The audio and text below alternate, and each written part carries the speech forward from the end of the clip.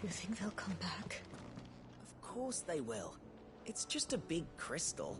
How hard could it be?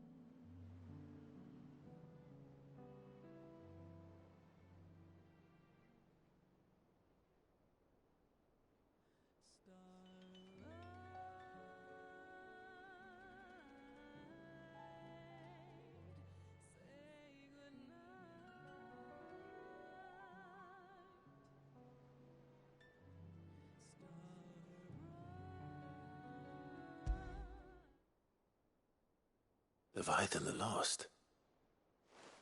But why now? After all this time.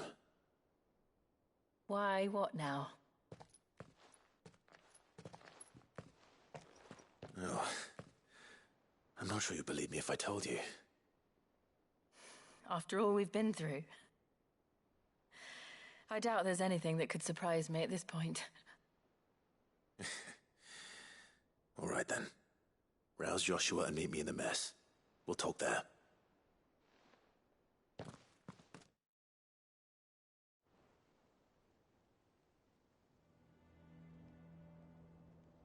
I see we're all here. So, what is it this time? I'm not sure yet. The letter delivered to my chambers omitted a few crucial details. Do we know its provenance? That was one of the details it omitted.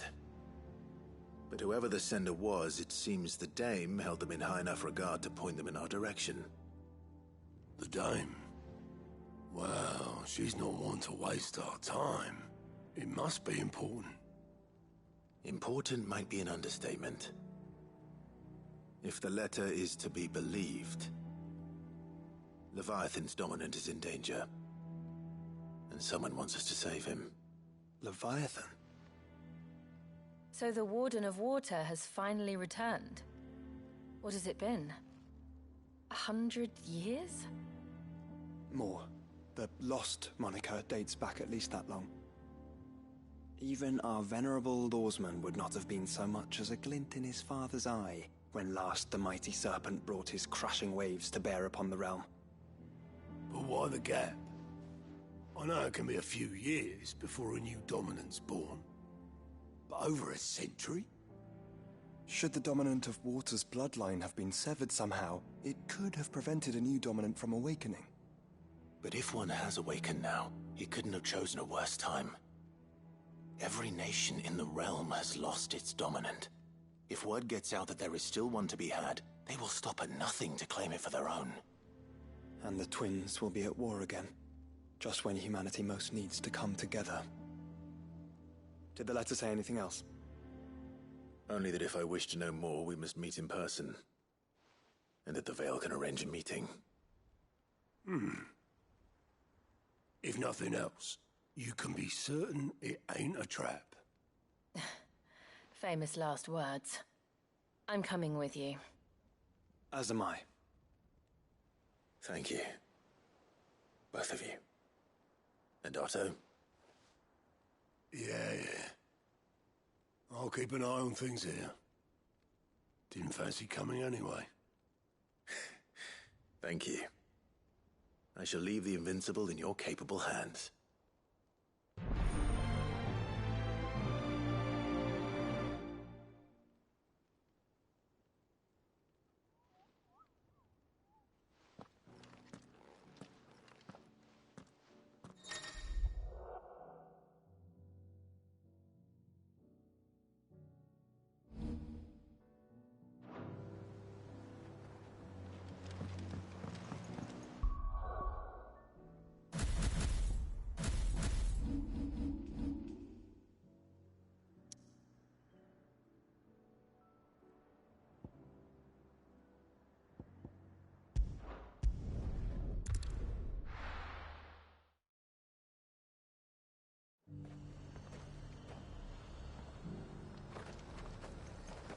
To the Vale it is, then.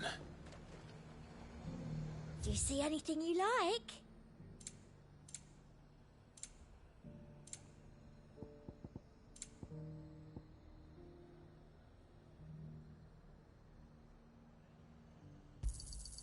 You've a keen eye. I do like a customer who knows what he wants.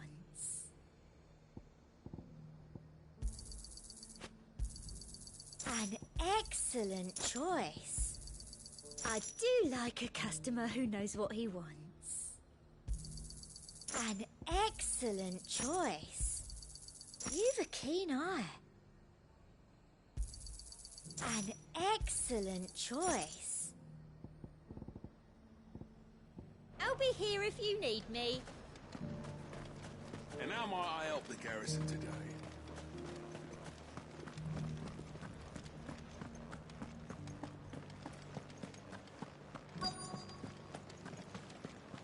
Looks like you've got a thirst. But enough talk. How about we retire to the Vale? I'd like that, but the Duke, he... Fancy a peek behind the veil, my lord? I'm looking for a Layla. You found one. So, will your friends be joining in? Or just watching? We're not here for your services. We simply want to talk. What you do with your time is up to you. The price is still the same.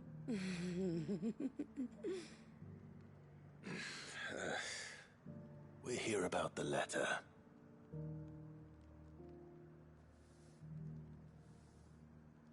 Oh, sorry. I suppose you'll be wanting to know who wrote it then. Among other things. Look, I'm just the messenger here. There's only so much I can tell you.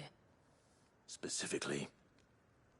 A location, north of town, on the shore of Isle of Feist Bay.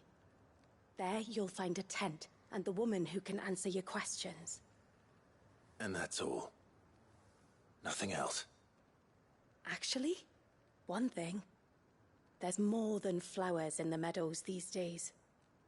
So keep that sword of yours to hand.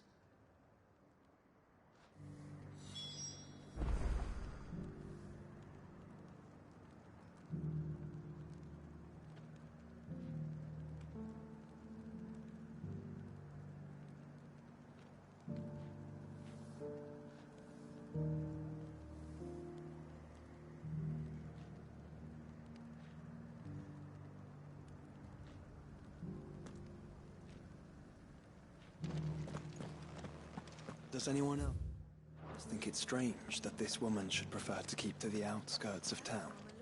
What if she realizes the value of the information she's party to? And the danger it puts her in.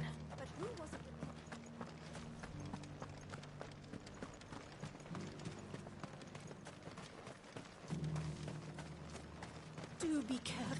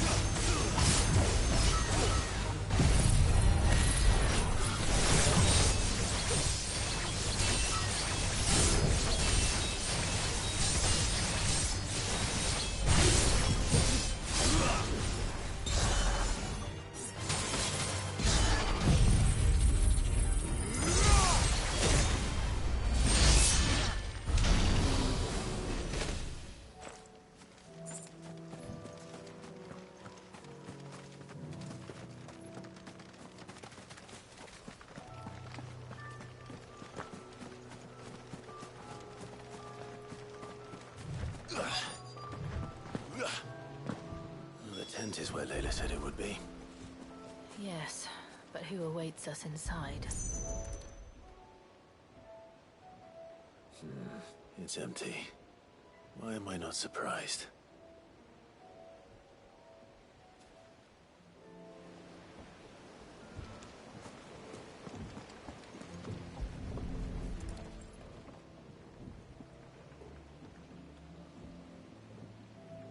A boat. No prizes for guessing who that belongs to.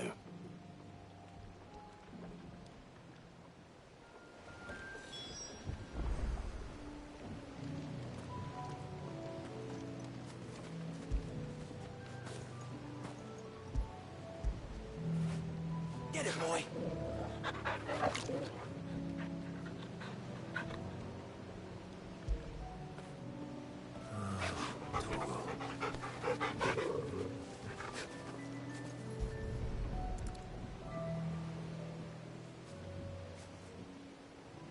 The embers are still warm. So you're Sid.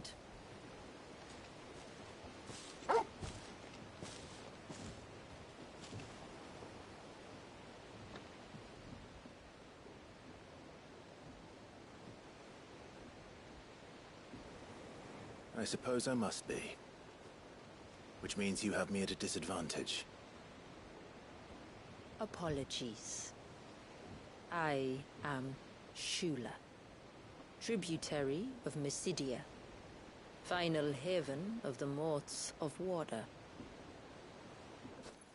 The Moats of Water. The very tribe into which it was believed Leviathan's dominant was born. A people notable for their sapphire eyes and ivory hair. Yes, that would be impossible, since the tribe famously... Vanished. Was exterminated. Despite the best efforts of both church and state, we are still very much alive. Though we've managed to keep that fact hidden from good Krieger's faithful for over a century. Along with Leviathan's dominant.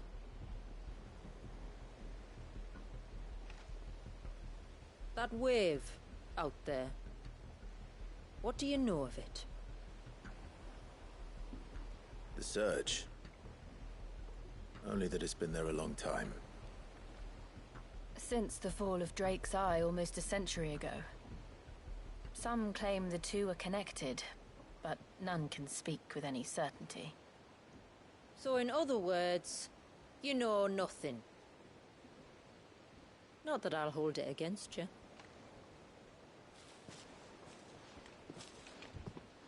The wave was raised by Leviathan in an act of rage. Moments before the waters were stayed, and the icon and its dominant bound within. And you want us to... Rescue him. Yes. You see, a little bird told me about a certain outlaw with a singular knack for putting unruly dominants in their place. And ours is about as unruly as they get. For years, we've searched for someone who could hold their own against an icon. Someone just like you. So what do you say? Will you help us? What exactly did your dominant do to warrant this punishment? What did he do? He committed the greatest crime one of his kind can. He was born.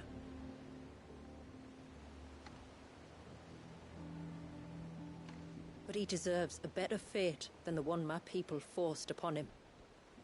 He deserves to be free.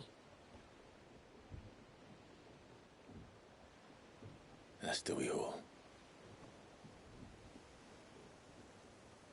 Very well. Far-fetched though your tale may seem, something tells me you speak in earnest. So we will do what we can for your dominant. But first, you will tell us everything you know about him and the means of his imprisonment. I can do better than that. I can show you. Care to take a trip across the bay? My people await you there. Lead the way.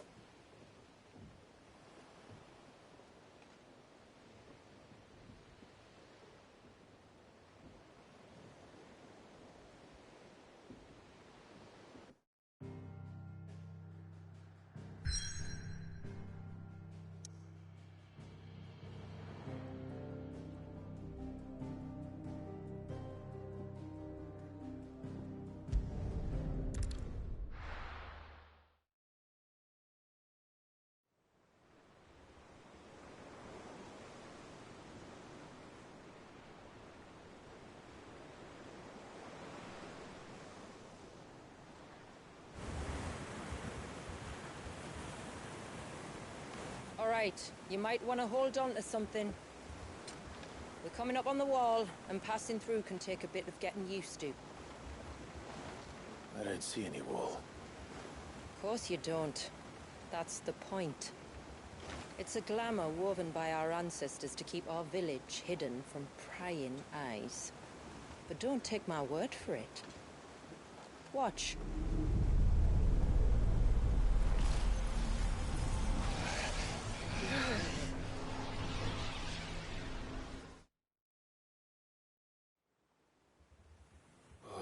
That was worse than a slug of Bacchus wine. Clive, the sky. It's blue, but how is that possible? You do know what a glamour is, don't you? Ours just happens to work both ways, and a good thing too. I wouldn't fancy staring at those sickly clouds every day.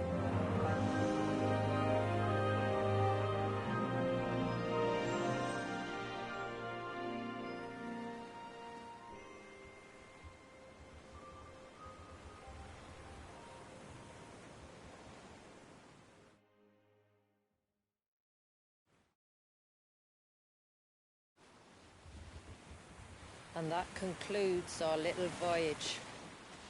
We're here.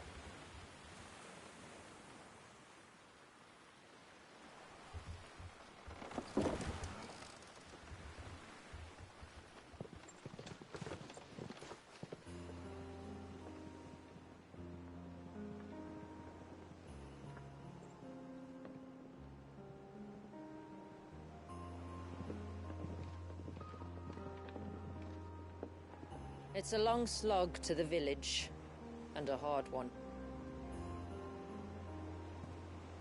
I hope you're up for a climb.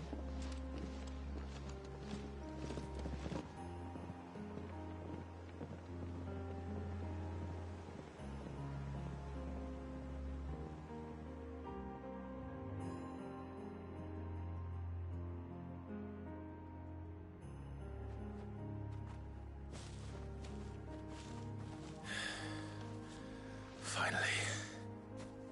What? You didn't think we'd arrived, did you? The village isn't up here. It's on the other side of the mountain. Of course it is.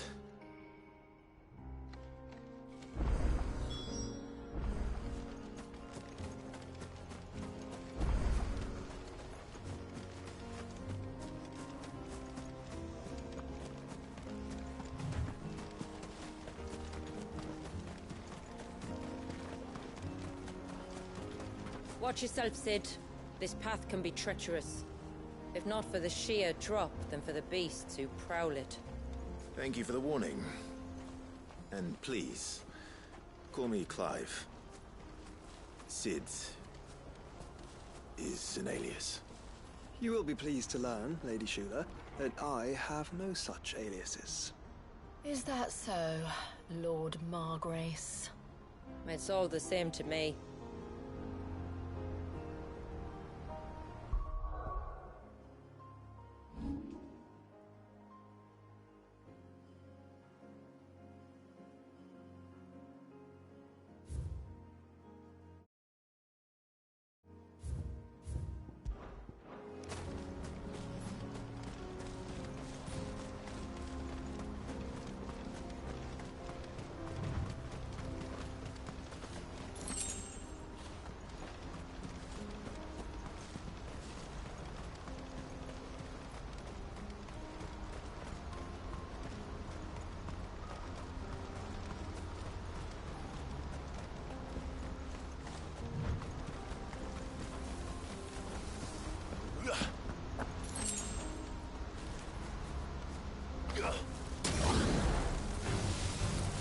I was wondering when they'd pick up our scent. Stand back. We'll handle this. Oh, will you now? Shall I keep my axe and spells to myself then?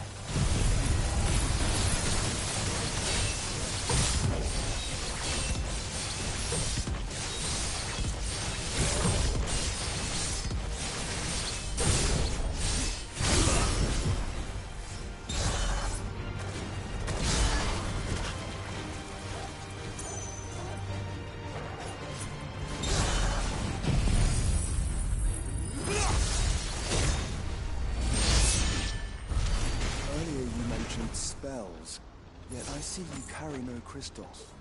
Since when did a bearer ever need crystals? But then, where is your brand? Waiting for me in Sunbreck, if I ever get careless. Then it's in for a long wait.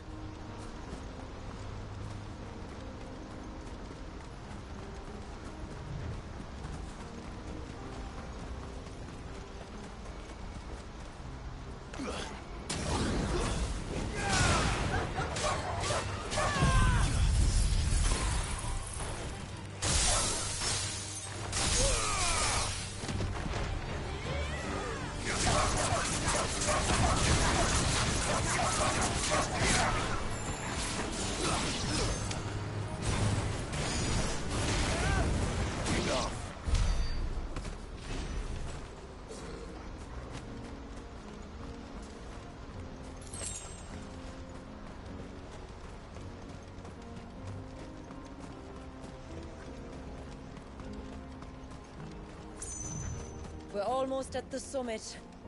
From there, you'll have a better view of our home.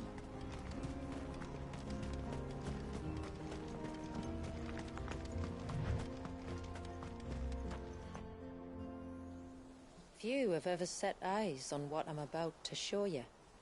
Just so you know. This is not what I expected. Welcome, my friends, to Mysidia.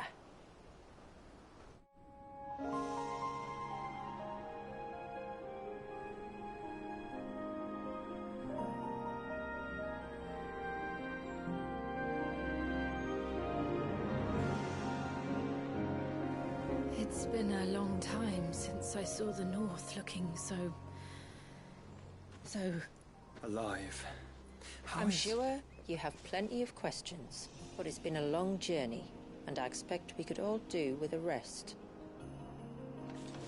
Our humble village is only a short way from here, if you'd care to accompany me. Let's get ourselves in front of a fire, and I'll tell you everything you need to know.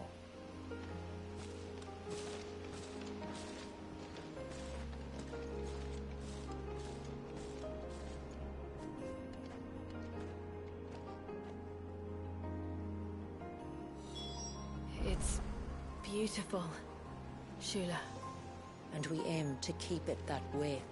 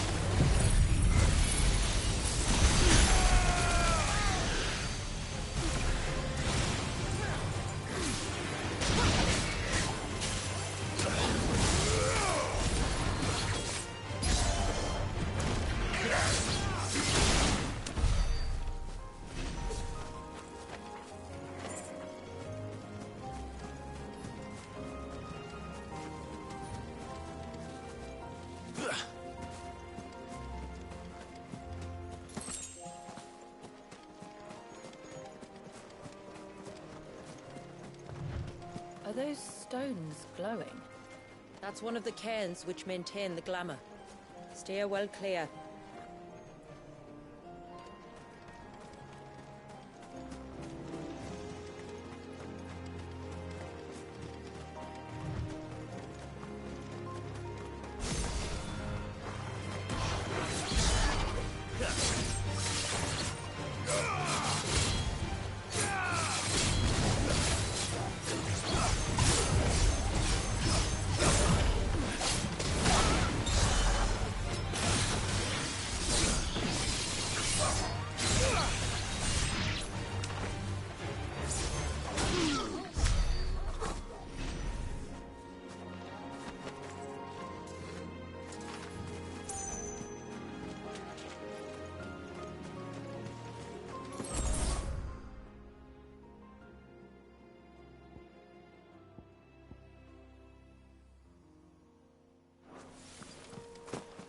If the surge was an act of rage...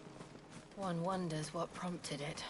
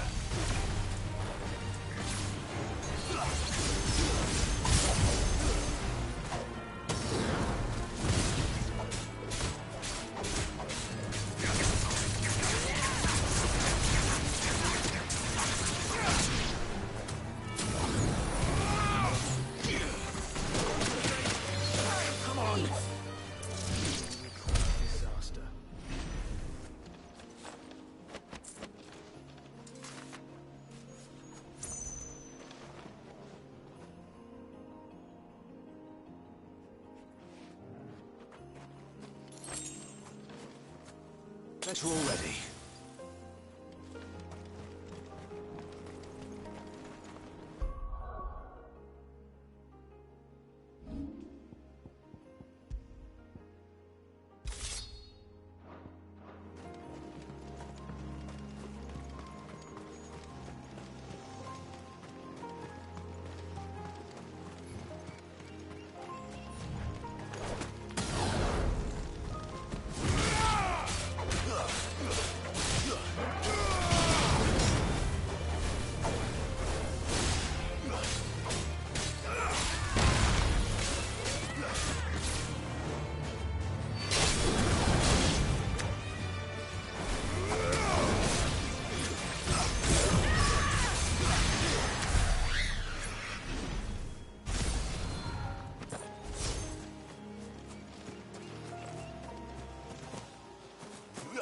Could we not have spared ourselves the mountain crossing by landing further north?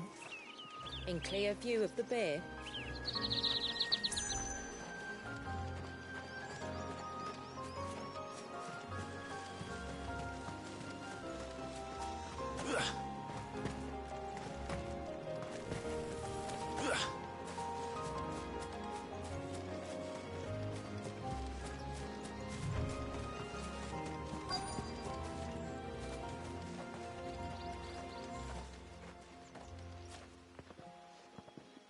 On evening tides. Does morning's light return? Open the gates! The tributary is home!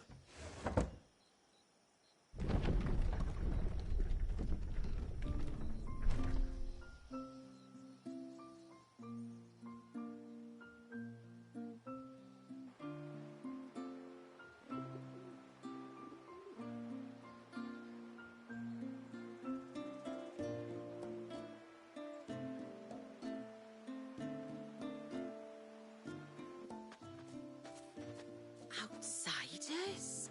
Well, I never. Look at the size of that dog. All right now, back to your duties. You'll have to forgive my people their curiosity. We don't get many visitors. Or any, truth be told.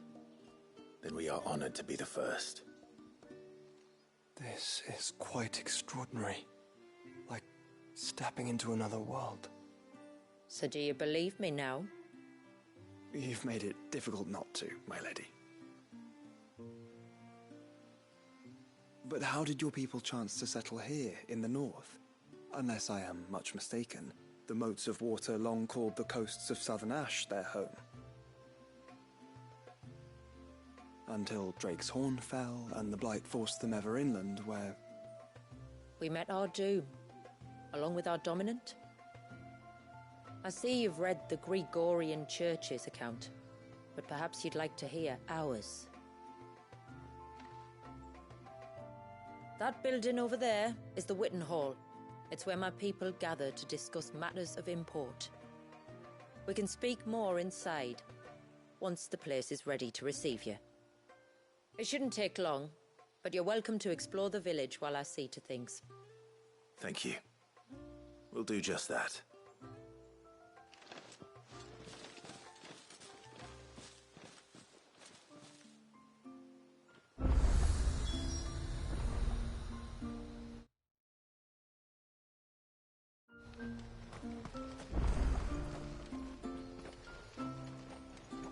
That'll be them then. Don't look like much if you ask me.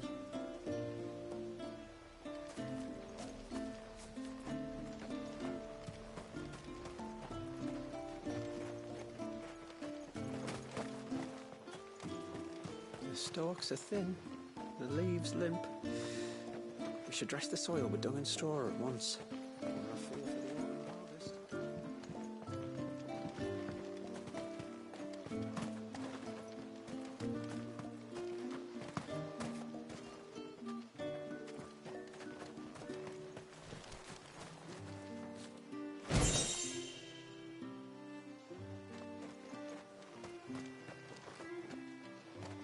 Just you stay away from that temple. Do you hear me? I heard you the first time.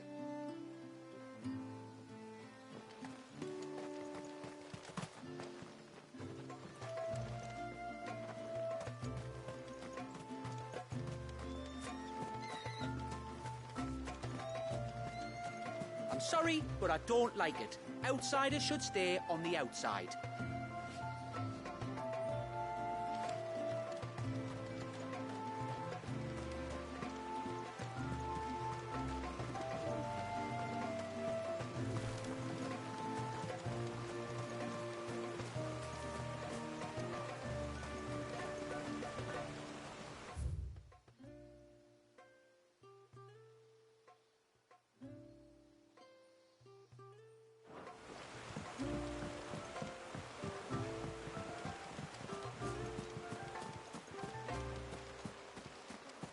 Oh, do you think he baits?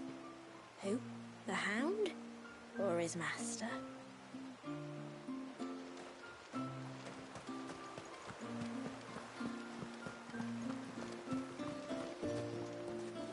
Intruders! We must flee! It's all right. They're the tributary's guests. After what their kind did to us. It's wrong.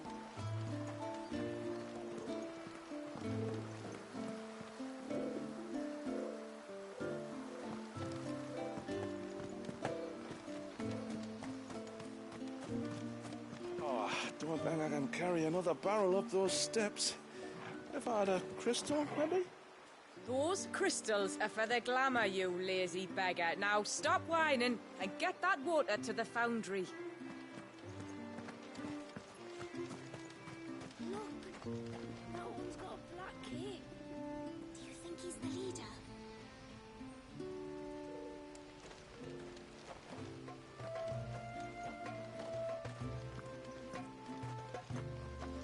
Look, Nan, it's the outsiders. Hush! It's not polite to call outsiders outsiders.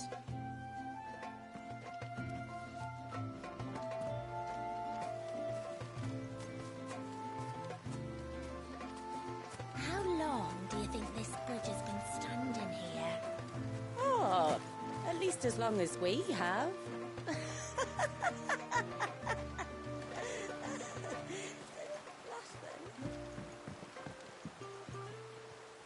Ma'am, I want to play with the others. Well, you should have thought about that before making such a mess.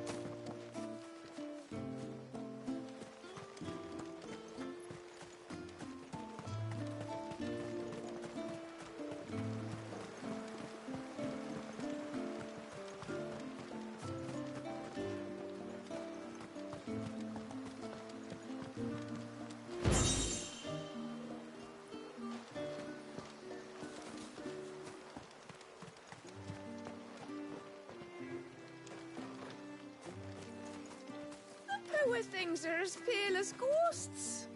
Are they unwell? I don't think so, ma'am. It's just the way they are.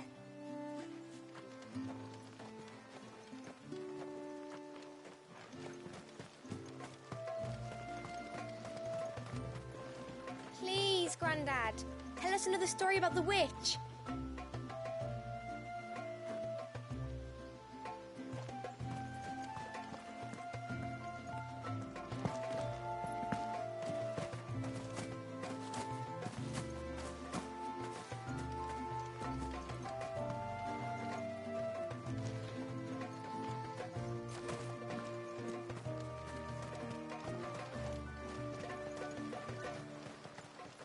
You used to work on the outside, didn't you? Is it really like they say it is? If you mean filthy, noisy and rank, then no. It's much, much worse.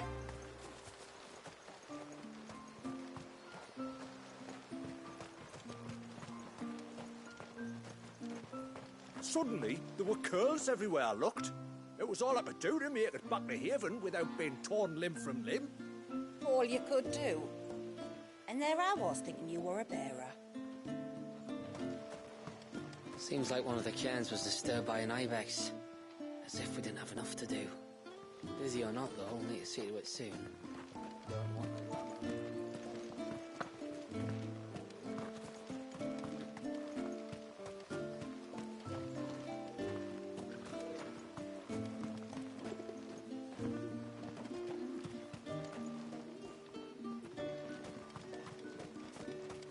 The tributary is in the Witten Hall, as you should be. Did you hear that, girl? You're going with father today. If you don't mind, Amanda, I'm in a hurry.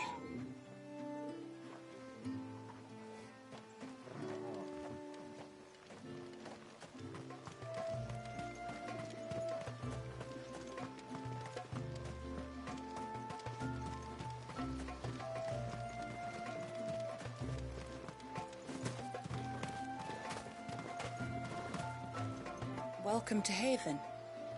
The tributary awaits you within the Witten Hall.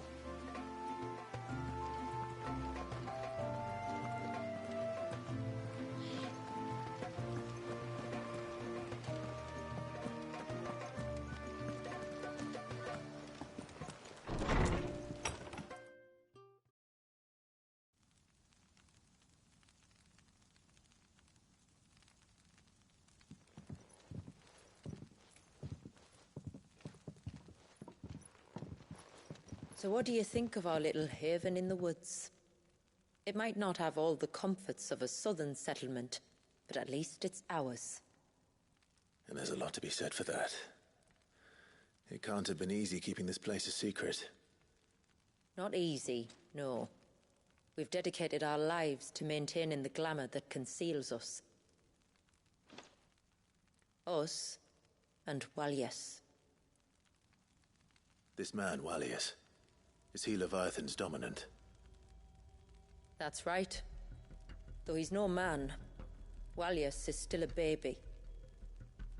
A baby? Forgive me, but you said that the Dominant and his icon were bound inside the Surge almost a century ago. That would surely make him older still. It would, if he'd been allowed to age. But the spell robbed the poor bairn of even that. I'm sorry? Walyas was the son of my great-grandfather. Leviathan awoke within him almost immediately, but instead of allowing the lad to live out his life as a valued member of the community, my ancestors sought to put his power to other uses. Sadly for them, the icons sensed their treachery and summoned a wave so large it would have swallowed the entire village if my ancestors hadn't stopped him. Then it is not the surge that binds the child, but time itself. Yes. Forgive me. I'm still not sure I understand. I'm not surprised. It isn't the easiest thing to explain. Which is why it might be better if I took you to see him. Show you exactly what he has to endure. That is why we came. Then let us be off. There's a road that leads north from the village. It'll take us right into the Surge.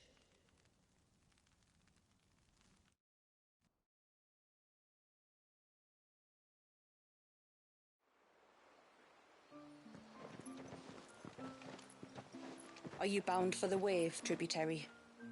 We are, Delina. Have you spread the word about our guests? I have. Everyone knows to treat them as family. You shouldn't have any trouble now, but just in case, I would have you accept this symbol of our people.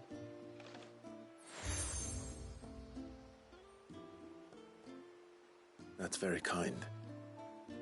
I look forward to meeting the family. The feeling's mutual.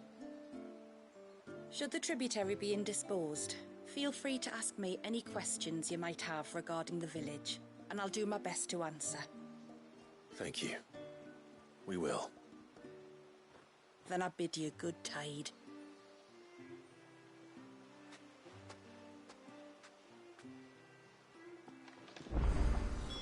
Our storehouse lies across the bridge. If you're short of supplies, you may find what you need there. Though we will have to ask you for recompense, poor as we are.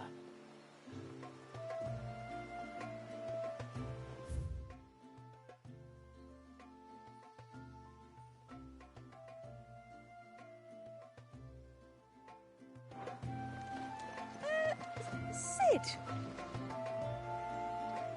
You are Sid, aren't you?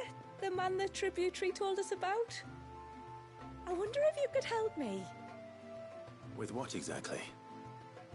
Oh, nothing too troublesome. Do you know my husband, Pavat? He's the village smith, among other things. Anyway, his name day's not far off, and I wanted to make a gift for him. He's a craftsman, you see, and he's been fretting about running low on the flowers he uses for dye making, so I wondered if you might collect some for me and give them to him. Would this gift not be better coming from you? Perhaps, but it can't, for reasons I can't go into. Please, I know it sounds daft, but I'd be ever so grateful.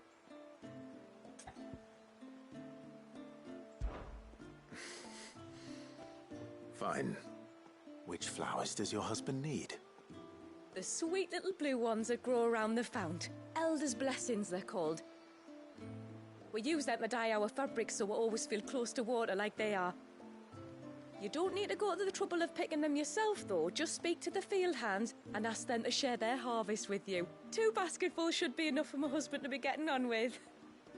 2 basketfuls it is.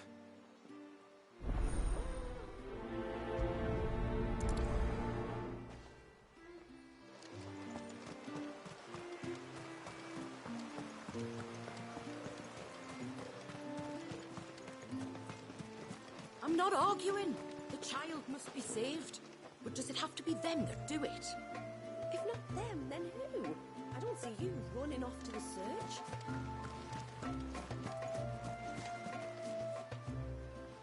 Excuse me. I wonder, might you be able to spare a basket of Elder's blessings?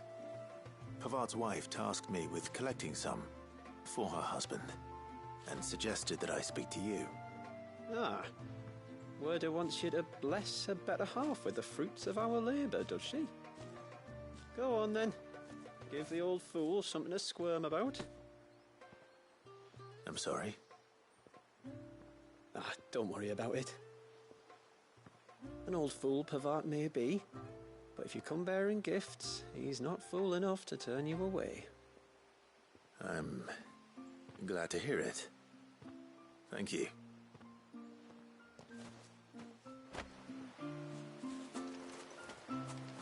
The mirrors. My people believe they frighten off trespassing demons by showing them the evil in their hearts. Would you care to take a look?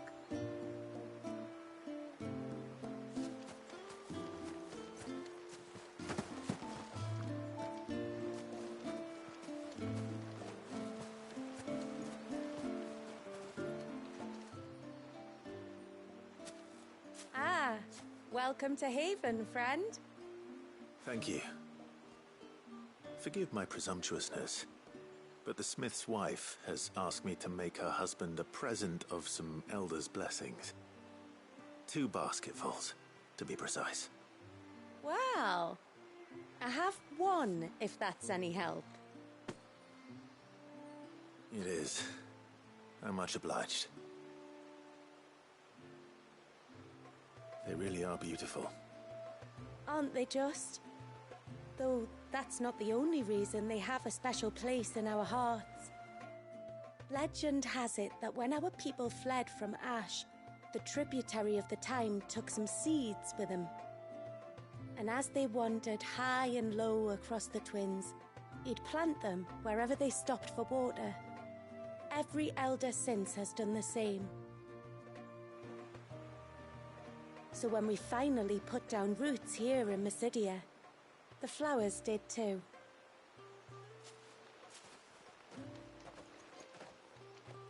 Well, that's 2 basketfuls.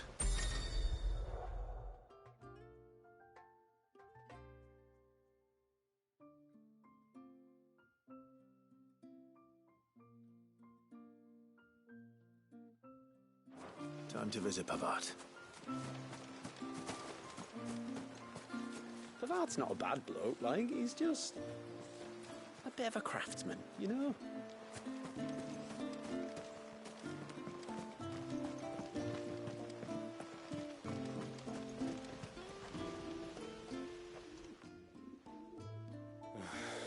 What do you want? Your wife asked me to bring you these flowers.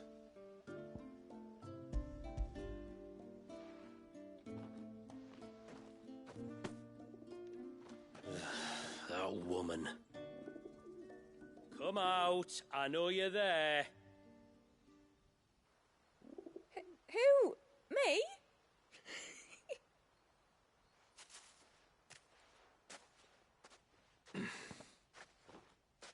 Would either of you care to explain what's going on?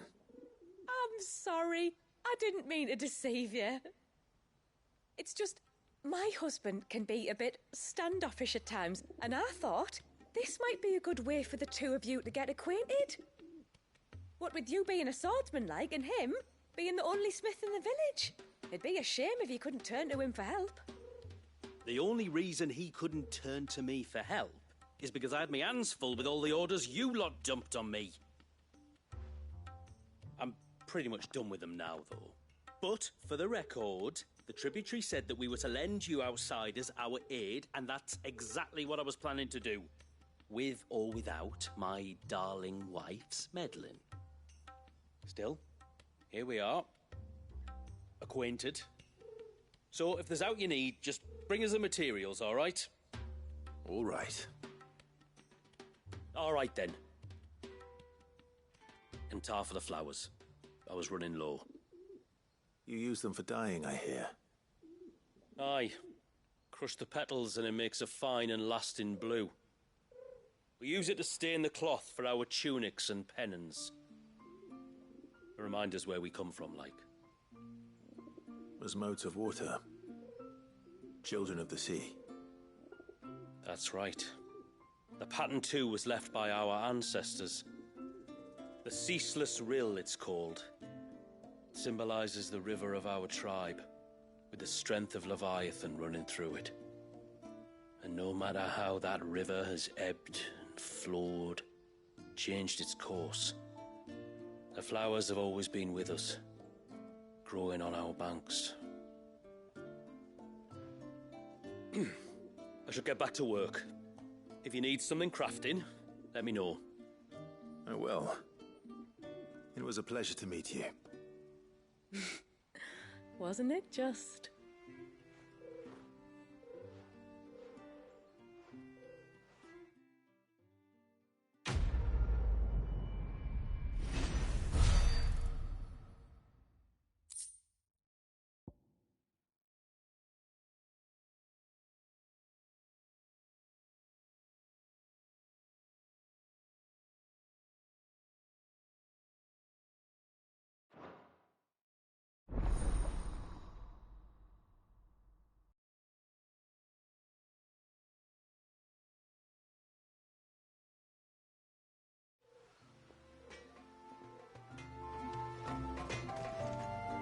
Yes?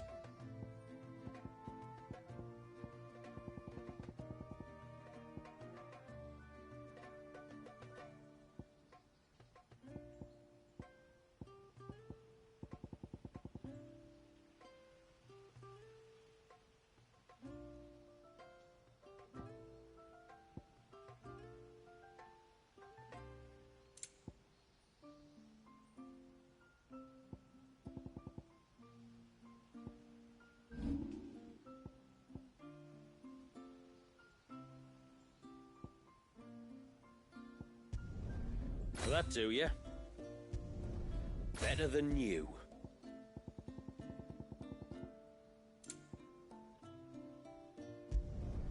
Done. Will that do you?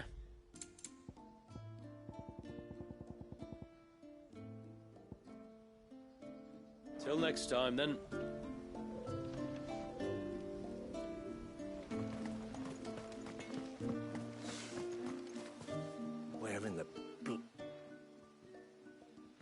Oh, I'll have her hide when she gets back. Oh, sorry. I was leagues away. How can I help you? If you're after something from the storehouse, it's actually my wife you'll want to talk to. She will have to charge you for the goods, though. Not that we'd fleece you or anything. It's just, you know, needs must. I understand. Saying that, she might not be able to get anything down for you for a bit. Ah, right. She's got her hands full with the inventory, you see. It should have been my daughter's job, really, but the willful little Rills decided to make herself scarce. The heavens only know where that girl's got to. If you'd like me to keep an eye out for her. Oh, no. I couldn't ask that of an outsider. Could I? You wouldn't mind? Of course not. She won't have gone far, will she? I hope not. But I've scoured the entire village for her and come up empty-handed. Can't help thinking she might have gone on another one of her little adventures. Ah, a free spirit, is she? Aye, that she is.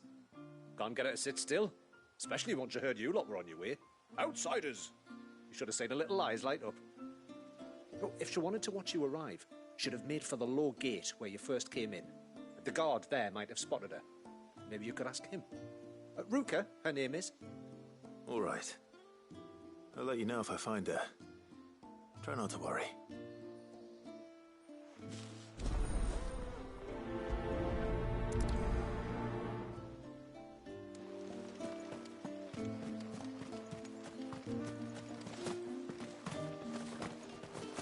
Hear me, mine ancestors.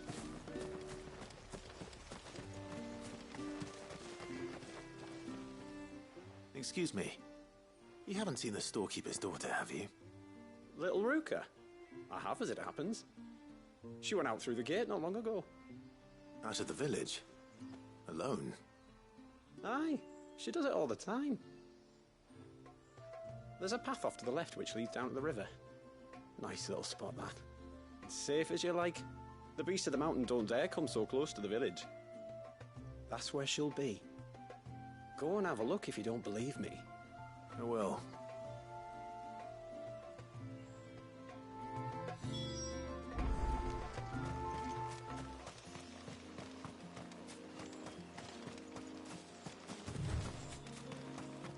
This must be the path.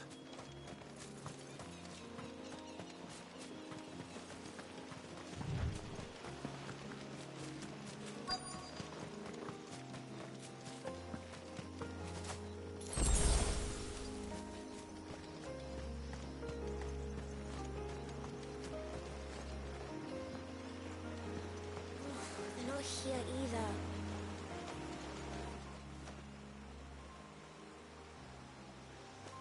It's you! I've been looking everywhere for you. You must be Ruka. You know my name?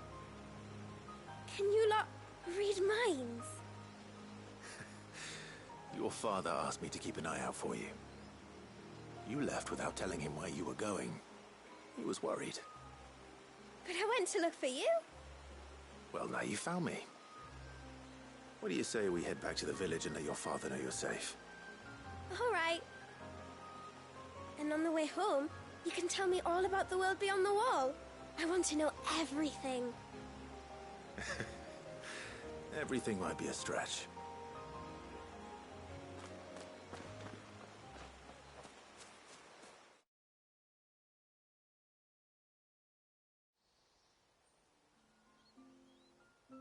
Thank you for bringing her home. And sorry for the trouble. Oh, no. It was a pleasure. Daddy, did you know that there are villages 10 times as big as Haven in the outside world? 10 times! Cities, they call them. And in these cities, they have great big walls and towers and castles. Oh, to think I was worried. You can tell me all about the outside world later, Sweet Pea. Now go and help your mum with the stores. All right.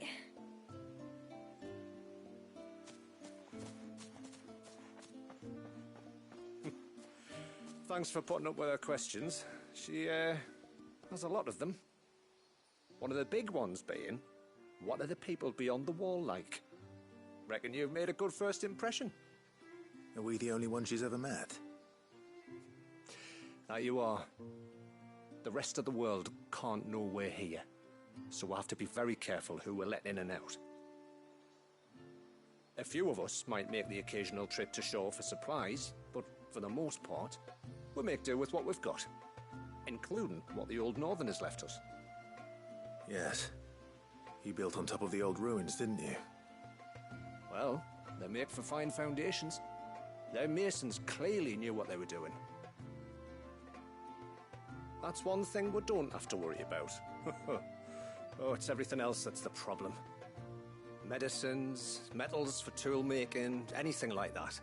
We have to dress up as travelling merchants and make a trip to the outside and pray to every cloud in the heavens that nobody sees through us.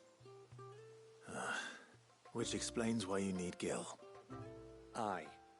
And now Ruka's back, my wife should be free to assist you with any potential purchases. So please, do make good use of our stores, because we fully intend to make good use of your coin. I'll be sure to keep my purse strings loose.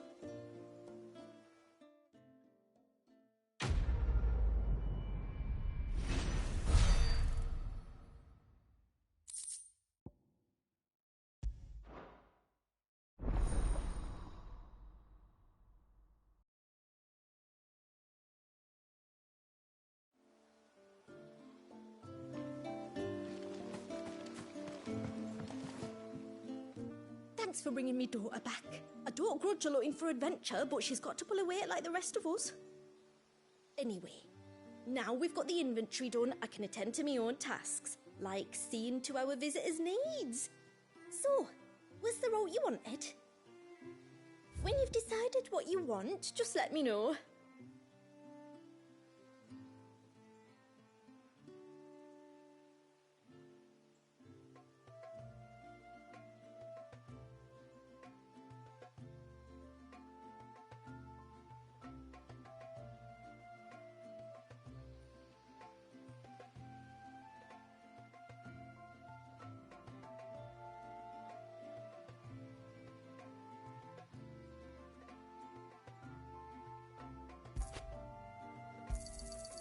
Well, if you're sure you need it.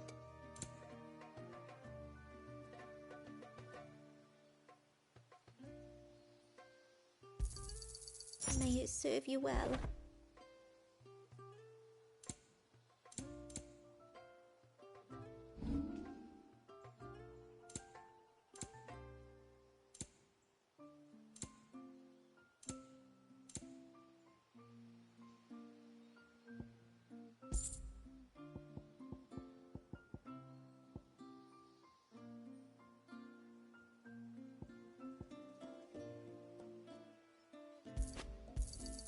Hey, we can use that.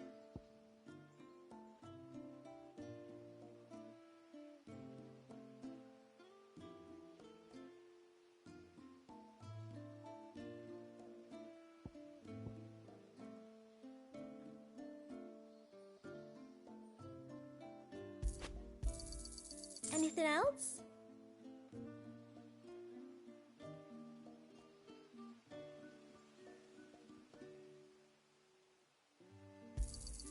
Hey, we can use that.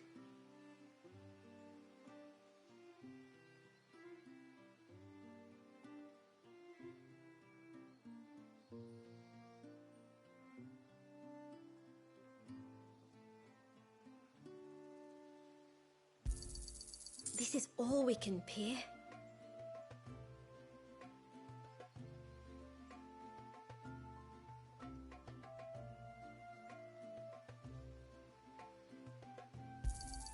Hey, we can use that.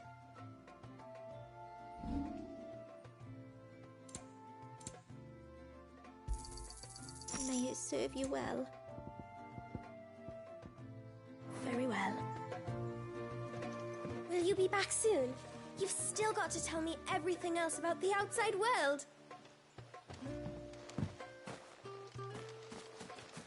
It's a pity nothing but the foundations were left standing. A whole storehouse made of stone would make it a lot easier to keep our supplies in good nick. What is it you want?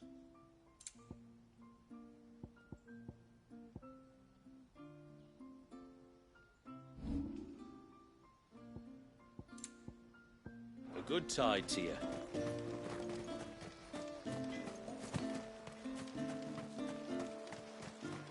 How long do you think this bridge has been?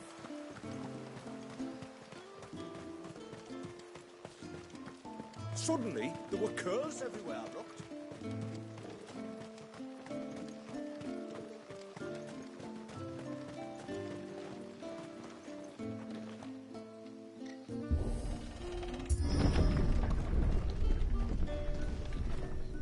There's a pair of ships just up ahead.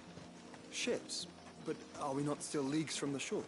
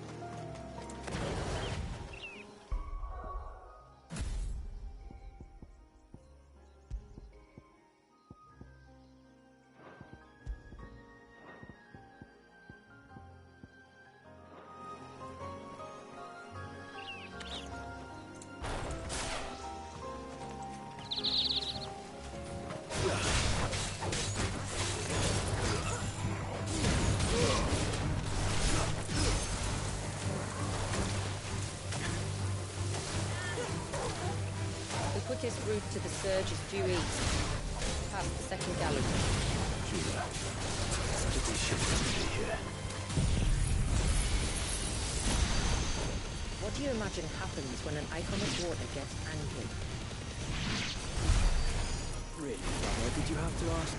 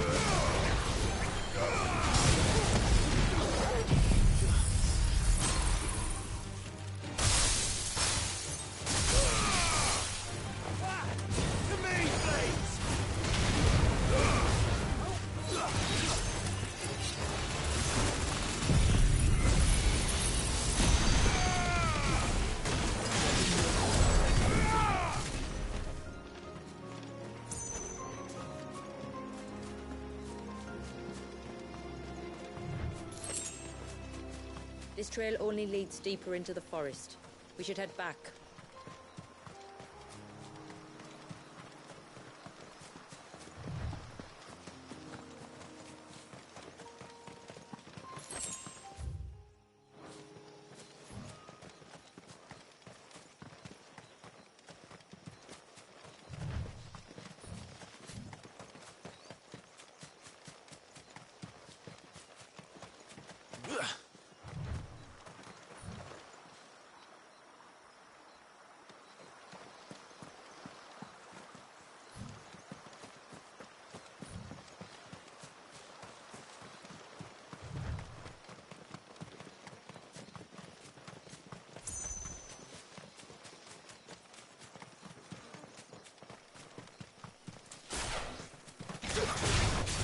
Get around it.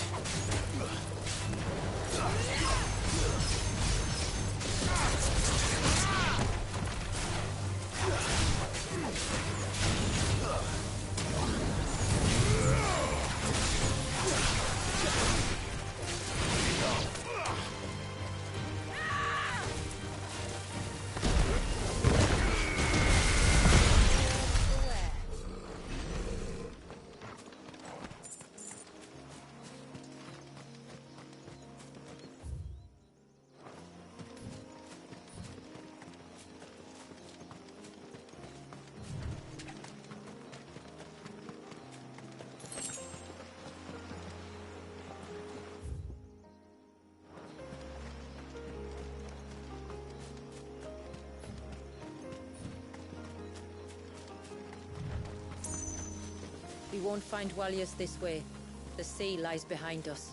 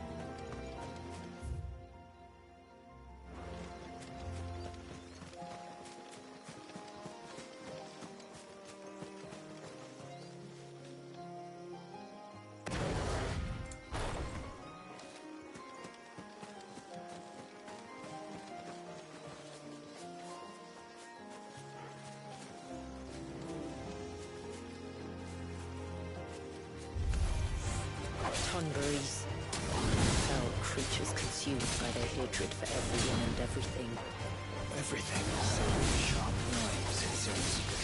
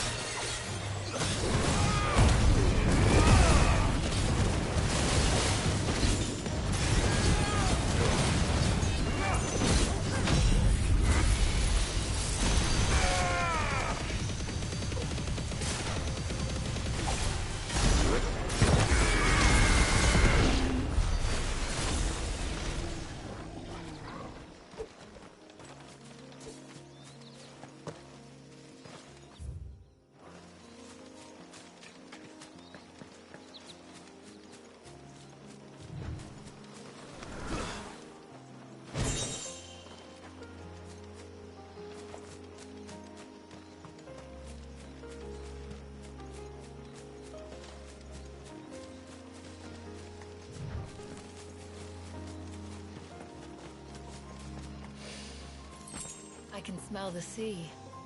It's not far now.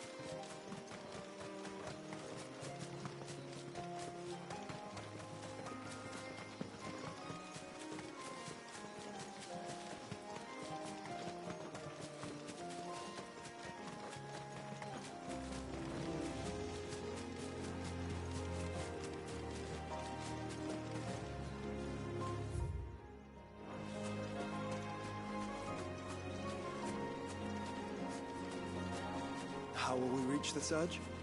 We'll follow the coastline north. There's a bridge that'll take us across to the cape.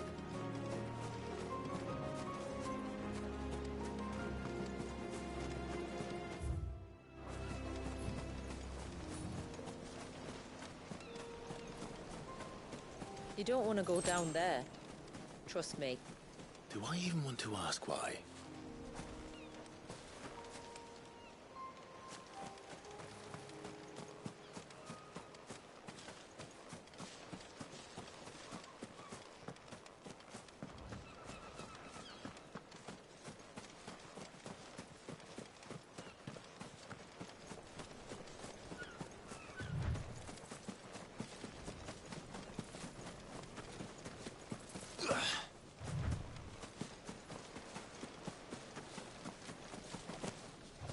Might I inquire about the Ray of Light?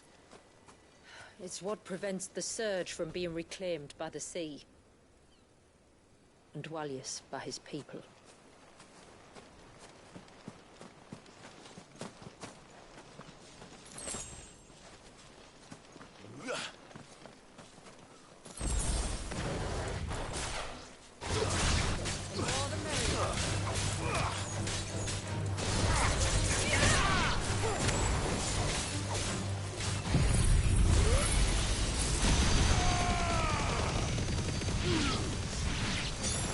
You're finished.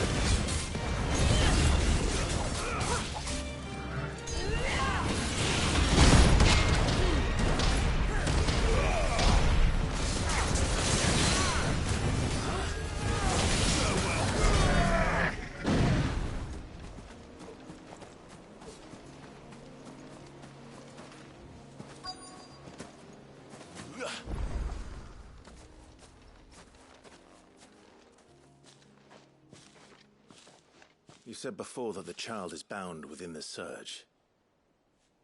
But you've yet to tell us how we're meant to reach him. I trust we won't have to hold our breath. No.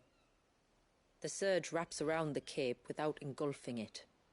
If we continue to its tip, there is a path down to the seabed. And the wave's origin. All right. It won't be the first dominant we've met at the bottom of the ocean.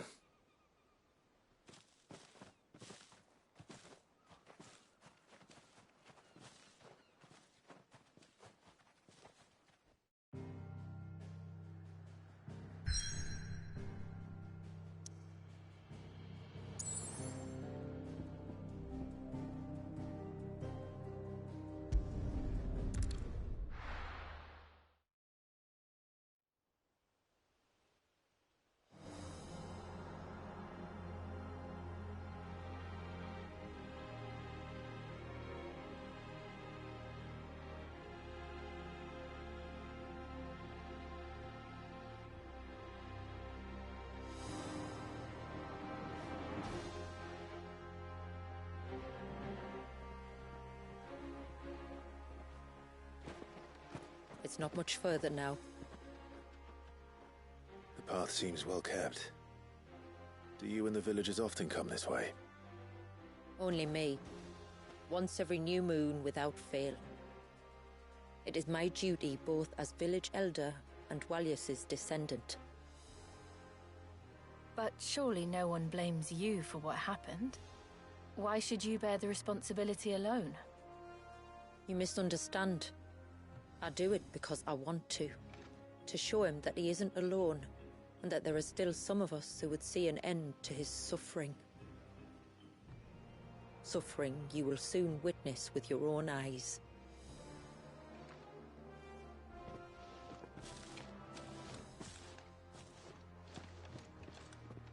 The forest grows quickly here. Left unattended, the path would be reclaimed in a matter of moons.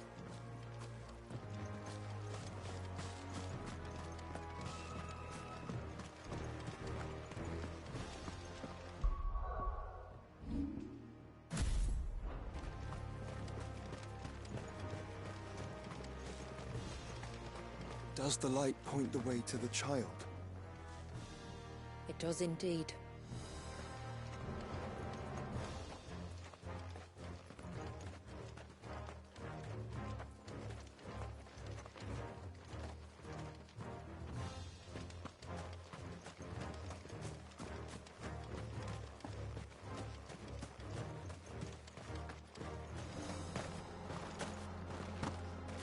Look at all the droplets of water suspended in midair.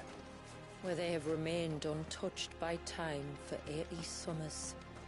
It's not right. No. It's not.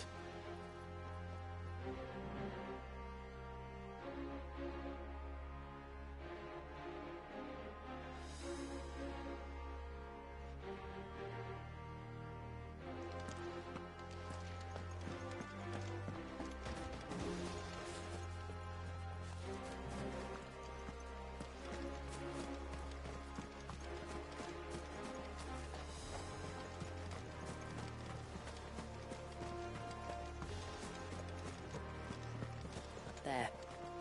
Up ahead.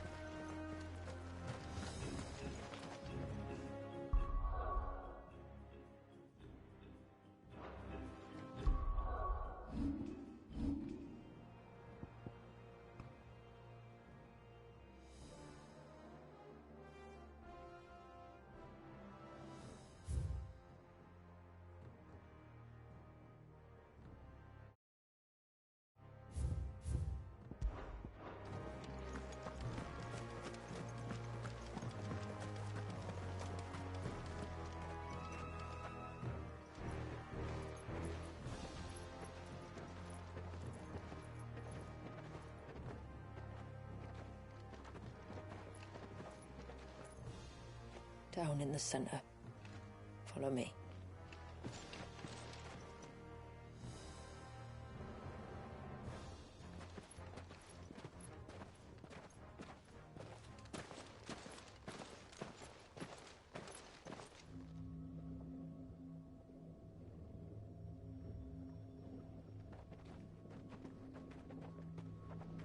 still primed.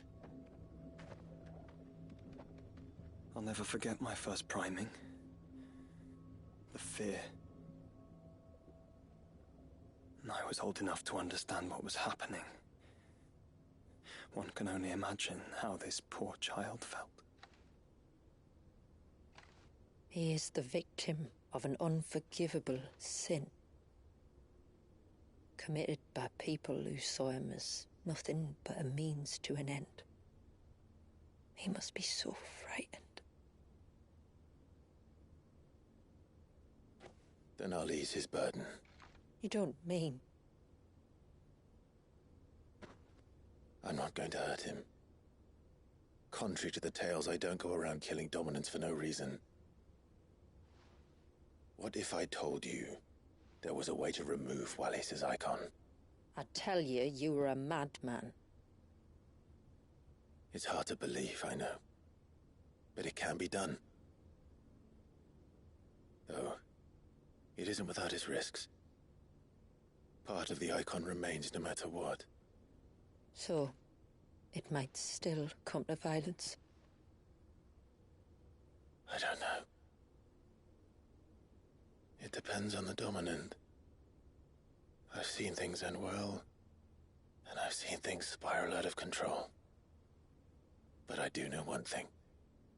If we turn our backs on this child, there will be no end to his suffering. And I think that a worse fate than the alternative. Don't you?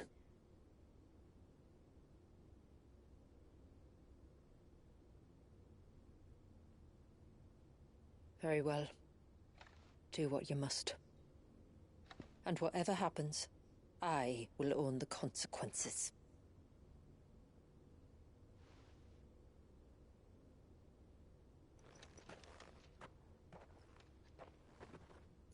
Don't be afraid, little one. Let me bear the weight.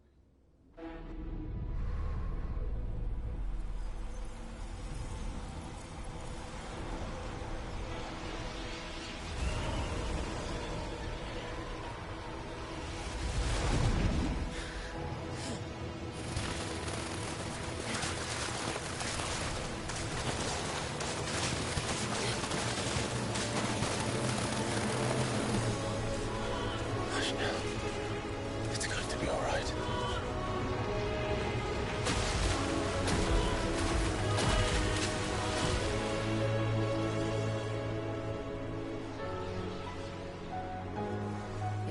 Is it done?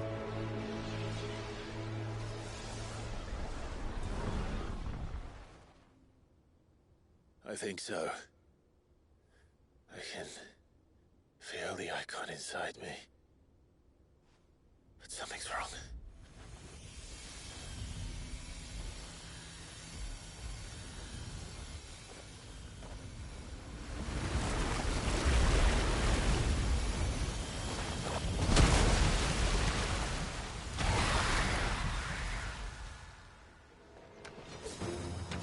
He wasn't just afraid. He was angry. All right. Let's see what you've given me.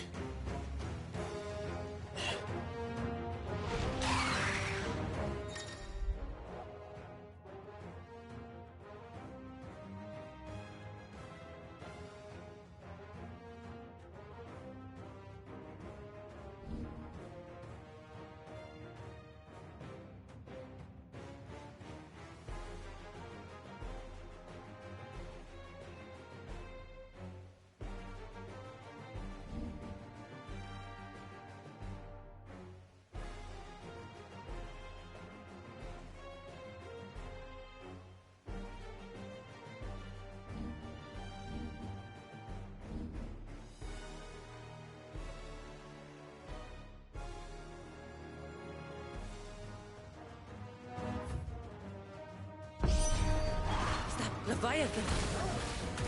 Just another but a formidable adversary nonetheless.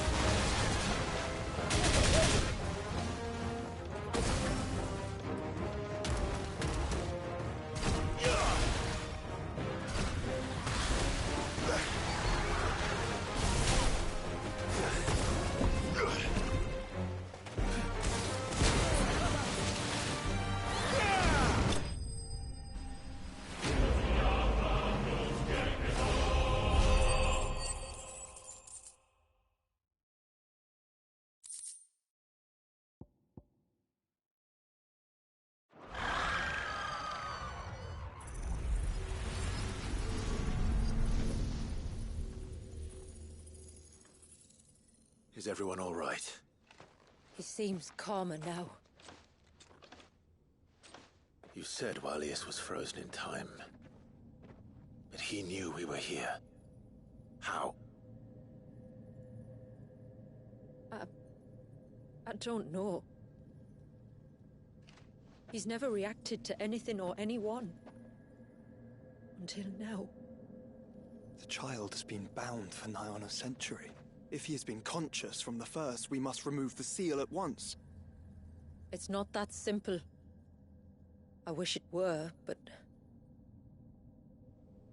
there's more to this tale. It would be better if I explained back at the village. I see. Then let's return before it gets dark.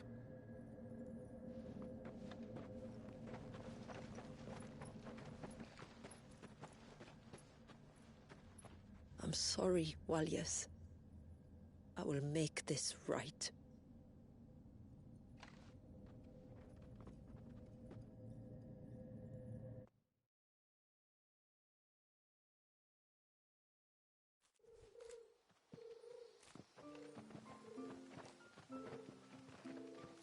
So, part of Leviathan is inside you now, is it? Does it hurt? No. Not anymore, anyway. Good. Because I still have need of your strength. If you want to know the rest, we should head to the Witten Hall. Of course.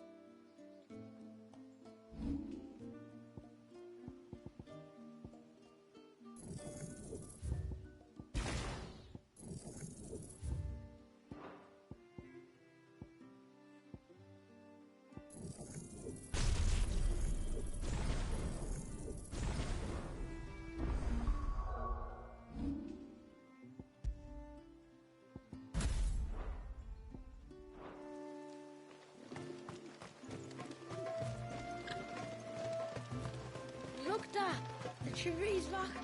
Do you think they're safe values? Find out soon enough, son.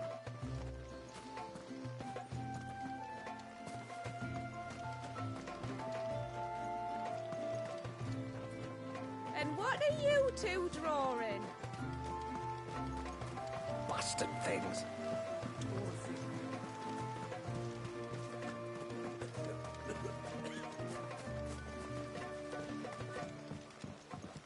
When you've decided what you want, just let me know.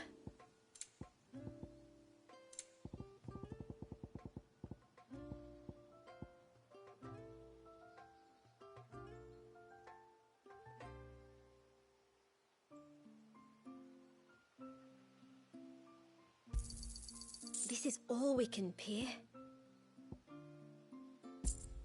I'll be here.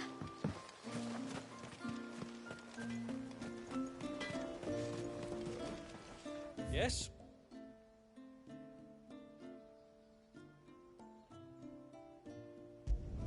Flawless.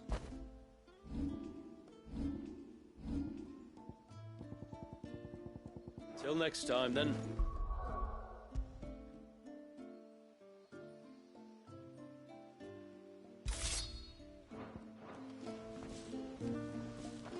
No sign of the child.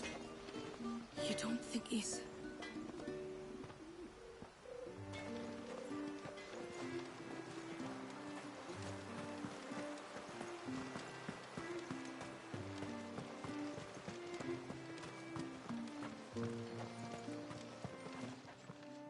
My lord,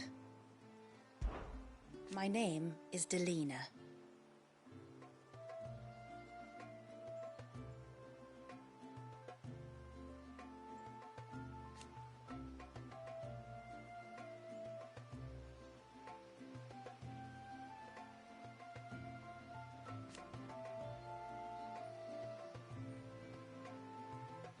By way of example,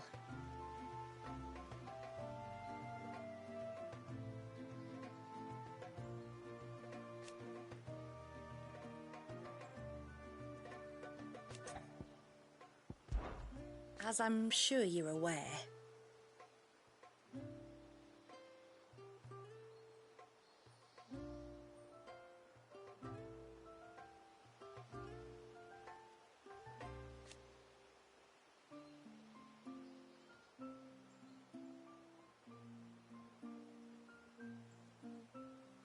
the secret of the spell itself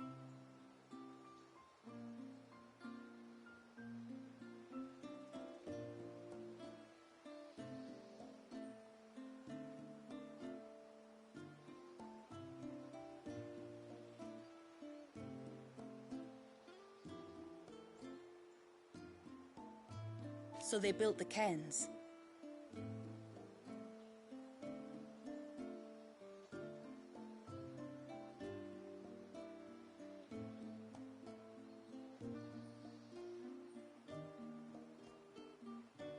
And thus we hid ourselves away.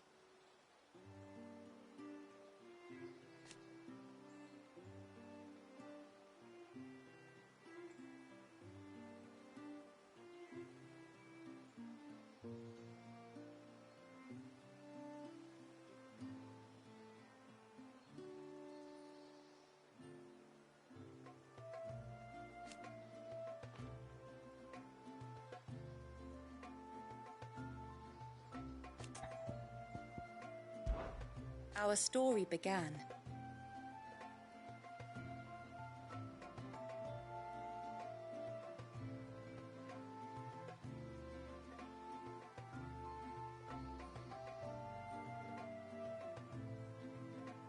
after the fall of Drake's Horn.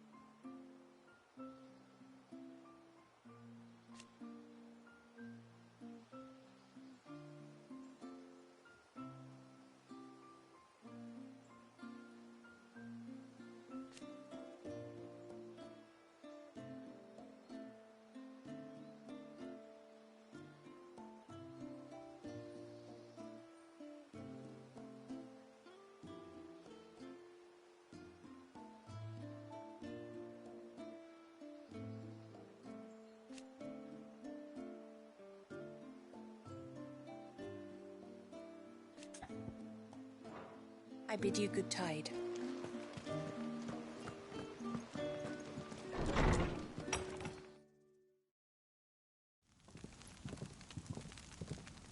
To understand the spell which binds Walyas, you must first know who we are, and what drove my forebears to commit such an atrocity. This tapestry is our story, the one that brought us here. After generations of wandering, my people sought refuge in northeastern Storm, some 170 years ago. But in exchange for our safety, the Gregorian Church demanded we renounce our faith, and branded us heretics when we could not. To be exterminated, as a lesson to others.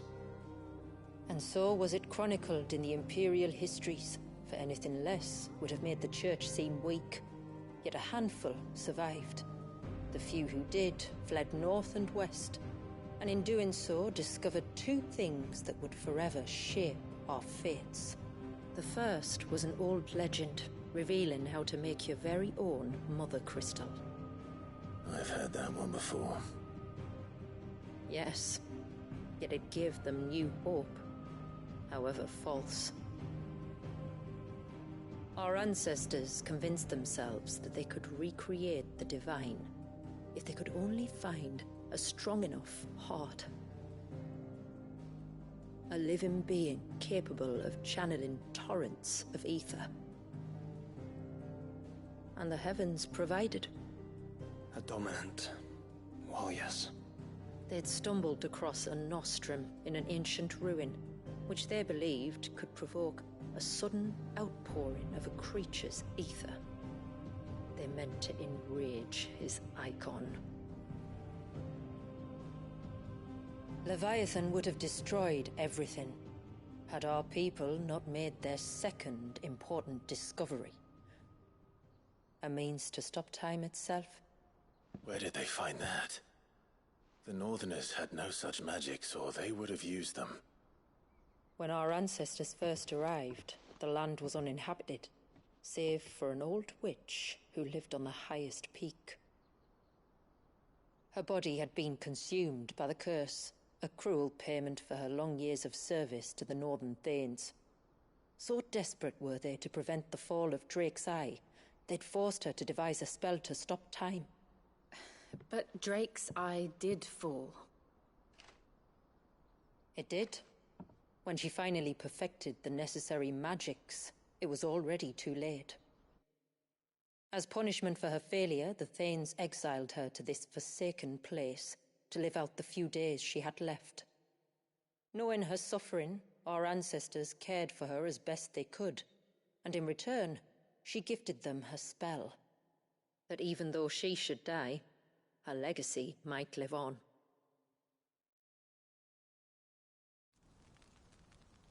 So armed with both the knowledge of the ancients and the secrets of time, our ancestors settled upon an ambitious plan. They would create a new Mother Crystal, and enchant it that it might endure for all eternity. Thus would our people's wandering, our suffering, finally end, and prosperity visit us once more. And all it would require was the sacrifice of a single child. A small price to pay, or so they believed. Another victim of man's blind reliance on the Mother Crystals. So we know the seal source. How do we break it and restore the flow of time? Do you recall the Dome of Light on top of the cliffs to the west? Inside lie the ruins of an old temple. It was there that the witch built the Vare, a conduit of sorts that channels her remaining ether into the surge. But it's been a long time since anyone set foot in the place. And now, there are others who claim it as their own. Then we shall go prepared for a fight. That said, it may be best if one of us stays behind. You think the village could be in danger? We saw the ether flow from Wallius in all directions, but only encountered a single familiar. There will be more. And should even one make its way here, I doubt the walls could hold it back for long. Then I shall stay. The Phoenix will see your people safe, tributary. You have my thanks. Very well. We should depart at once. I fear time may no longer be a luxury we can afford.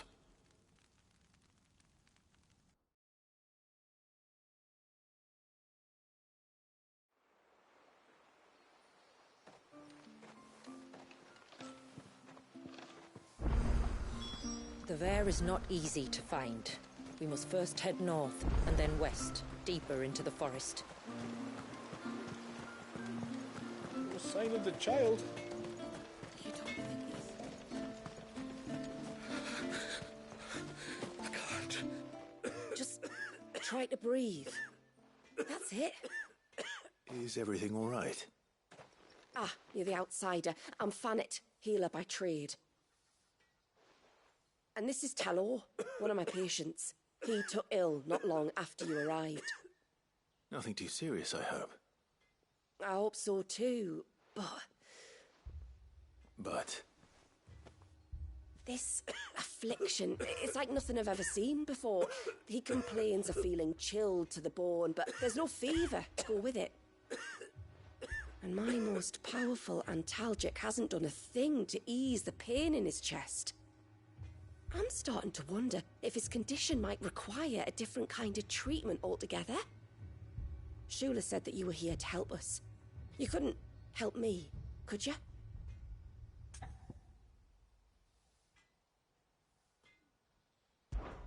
I'd be happy to. If I can. You can, don't worry. All I need you to do is speak to Talor's son, Pavat, over at the forge, and ask if he knows what his father was up to before he came down sick. Something must have caused this, and I want to find out what. The trouble is, Talor's too weak to speak, and I can't leave his side for long. So while you talk to Pavat, I'll pay his wife word a quick visit, just in case she knows anything. All right.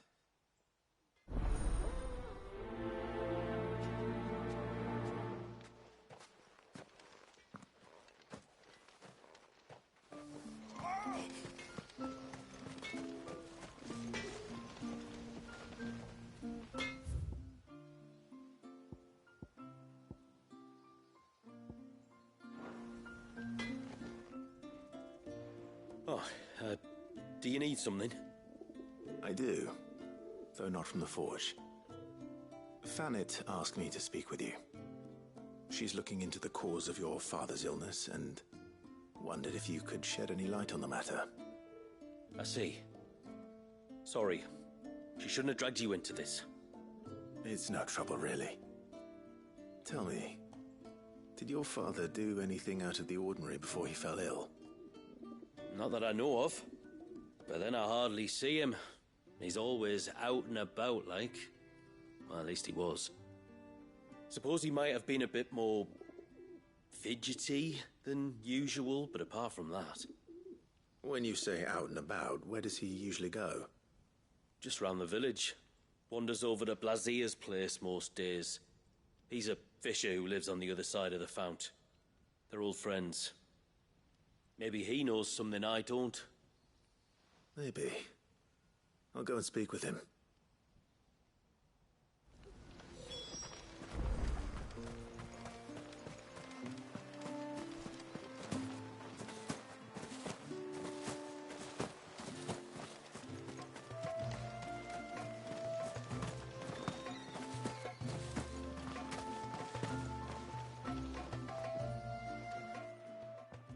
Greetings, stranger.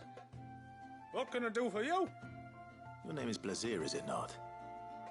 Pavat tells me you're a friend of his father's, and that the two of you may have spent some time together prior to his illness. His illness? Talor's never been ill a day in his life. I don't know why he'd start now. Oh, Fanny doesn't know either. It was she who asked me to look into his recent behavior on the off chance it might explain how his condition arose. Oh, I suppose there was something that struck me as a bit odd. He kept asking about the woods. Did you see anything strange on your way back from the shore? Are you certain? Do you swear? That kind of thing. I didn't, of course. But he wouldn't let it go. It was like he was expecting something to happen. It was just a matter of when. Not that I know what. But he never told me anyway. Well, that certainly does sound unusual. And it might just be what Fanet is looking for. Thank you. Don't mention it. Oh, and when you say Talor, wish him the best from me, eh? Let's see what the healer makes of this.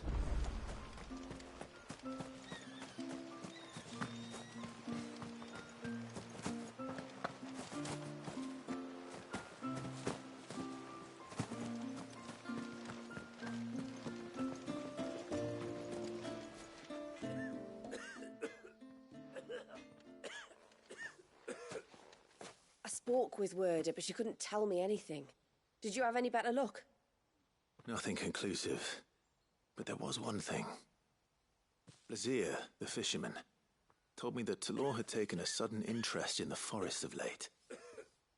He kept asking him if he'd seen anything unusual there on his way back from the coast, but never let on what exactly he was expecting him to have seen. The forest between here and the coast. Surely not.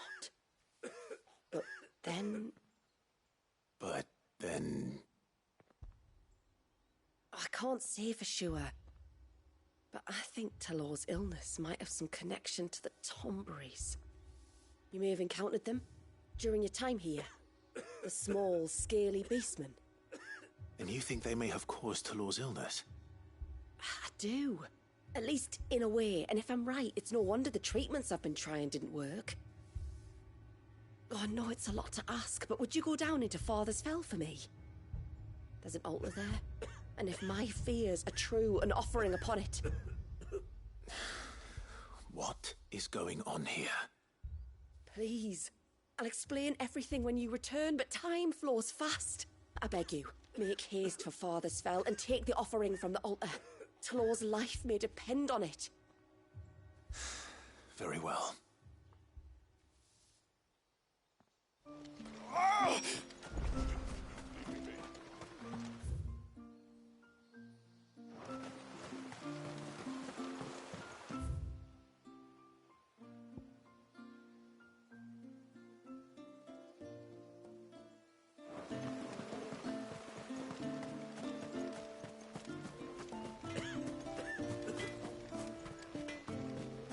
No sign of the child.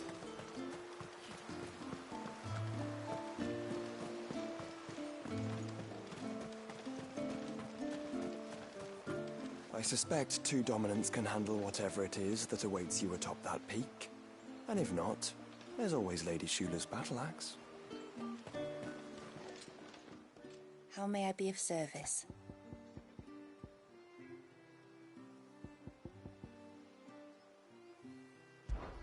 Long, long ago. And so we wandered. But never did we... Their cullings.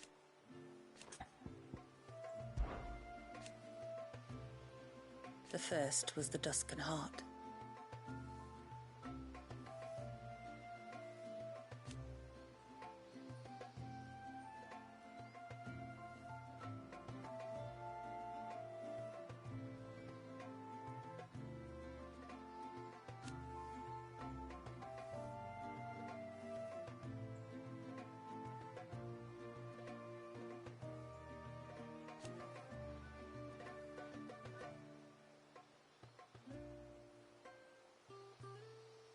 The second was the means to stop time. And for her failure, the rest, not that it could ever have... 80 years have come and gone.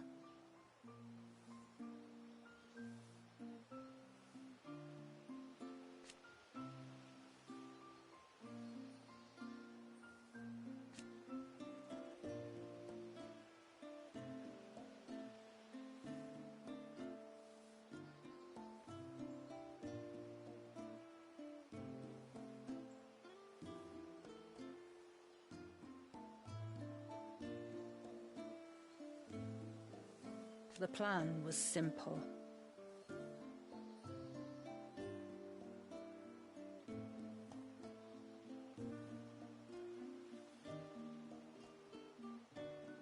Sadly for them,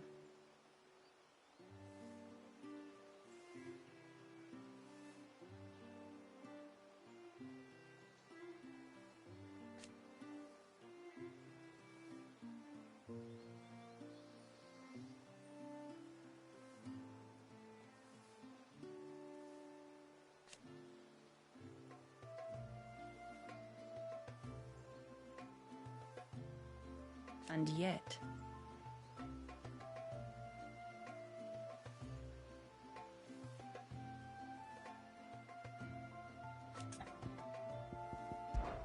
it was the tributary of the time. Naturally,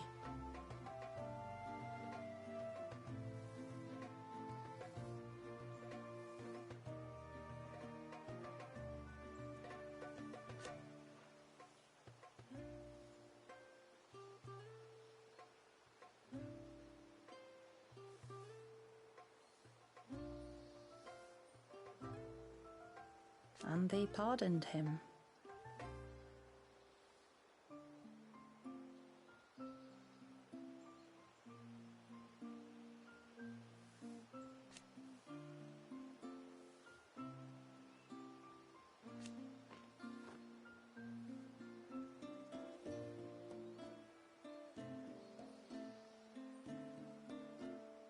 Our only hope.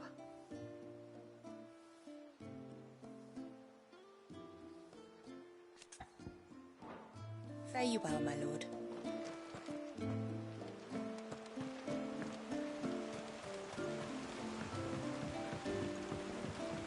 My lord, may I speak with you a moment? There is a matter with which I would beg your aid. Of course, what is it? Please, not so loud. Something serious, then? Yes. I think we might have company. I was passing by the low gate when I saw a figure moving among the trees up on the cloak. At first, I thought it must have been you or your brother, so I didn't say anything, but the more I think about it, the more certain I am that the figure looked familiar. And you're sure it wasn't one of the other villagers? Positive. I think it was someone from outside the wall who has found his way inside. Of course, it could just be my imagination playing tricks on me. I only caught a fleeting glimpse, and it might have been you or your brother. But if it is who I think it is, we cannot allow him to leave now that he knows we're here. Would you go and see? He won't try to hurt you, believe me. Given what lurks in the forest, the only one likely to get hurt is him. Very well. Whether the man you saw is who you believe him to be or not, we need to know. It may yet be someone else entirely. Someone who means your people, or my people, harm. Perhaps. Just promise me that if you do find someone up there... Don't worry. I won't draw my sword unless I need to. Thank you. Yamila, this man you saw, might he be the customer you told me of? I fear so. The customer? I'll explain later. Come on.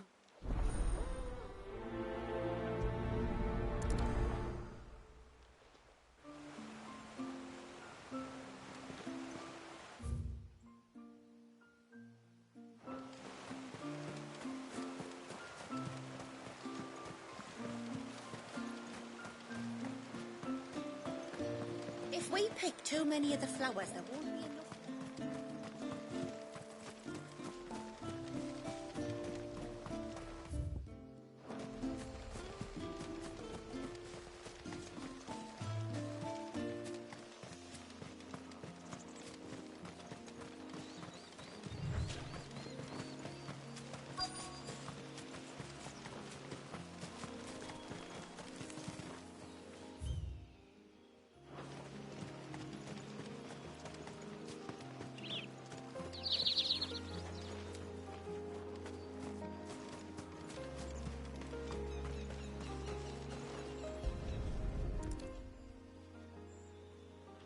bottle. Breath of the Arbor. Perfume from Sunbrag. Looks expensive, too. Who's there? Stop!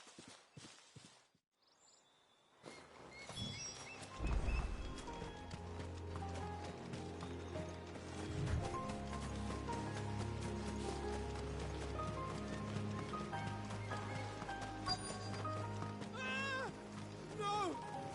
No! Hang on! I'm coming!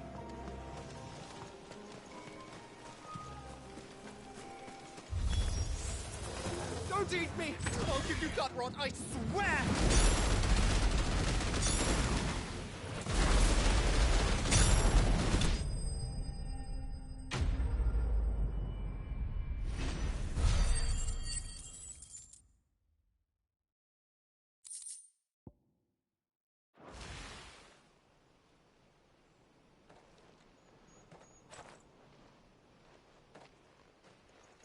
Are you all right? I'm more than all right. I'm saved! Oh, I could kiss you! Maybe you should introduce yourself first. Hervey! I knew it was you. What are you doing here? I came to see you. Oh, my little canary, it's been so long. Thank you for saving him and sparing him. Who is he? Hervey, one of many clients from my employment beyond the wall. One of many clients? We spoke every night of our plans together. Whispered songs of love into each other's ears. And then you upped and vanished without so much as a word. I left you a note, didn't I? I told you I was sorry, but that we could never be together. That I could never abandon my family. And I told you not to look for me. How did you even find this place, anyway? The flame of your love was as a beacon in the night that guided me to you. Hervey.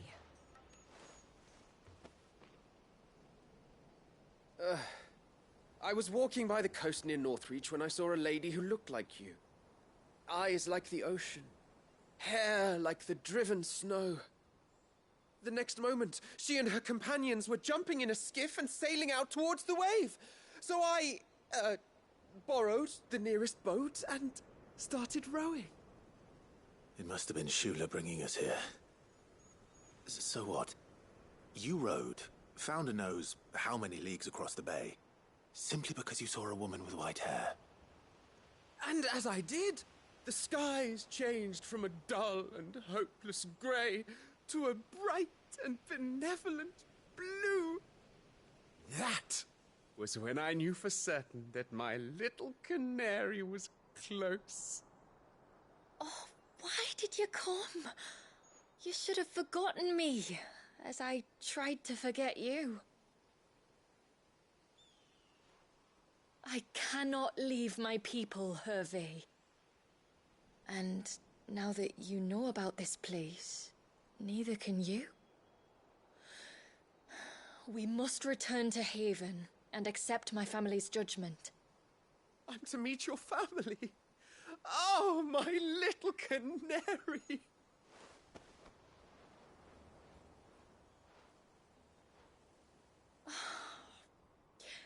Please, come and see me later. You did as I asked, and you must be rewarded for it. But first, follow me, Hervey. Ah, to the end of the world and beyond.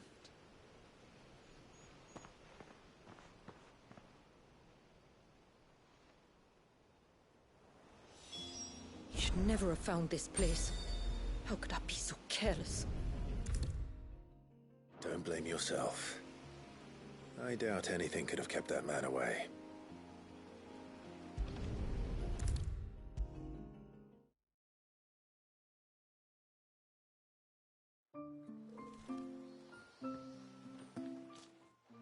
Forgive me. There's nothing to forgive. You two met at the Vale, I take it. When I worked there, yes. To earn the coin that my people need to survive. Though Mysidia is our sanctuary, there are certain necessities that it cannot provide. And for that reason, some of us seek employment beyond the wall. Yet few are the opportunities for followers of a strange faith in a strange land. And so you supported your family as best you could? I did. And I have never regretted it for a moment. I found a second family in the Vale, and in the Dame, a second mother. I also found Hervey. But our love could never be. I knew that if I revealed my secret to him, I would be putting my people in danger. But that if I did not, I would be living a lie, unable to return home. What will happen to him now? Since our people settled in Mysidia, uninvited visitors have been few and far between, but not unknown. Explorers, survivors of shipwrecks, none lasted long. I see. That was before my time, you understand. I've never had to make a decision like this before. Ymila, know that I do not blame you for any of this. It was me who decided to make the trip to shore. Me who exposed our secret. This was my mistake, and I shall bear the responsibility. Thank you, tributary. I only beg you to remember that Hervé means us no ill will. He's just a fool. A fool who loves me. I will take that into consideration. But yours is not the only voice I must listen to. The whole family must be consulted, and it may take time for me to arrive at my decision. I hope you understand. Of course, tributary. However long it takes. Come what may, I thank you, my lord, for bringing us back together.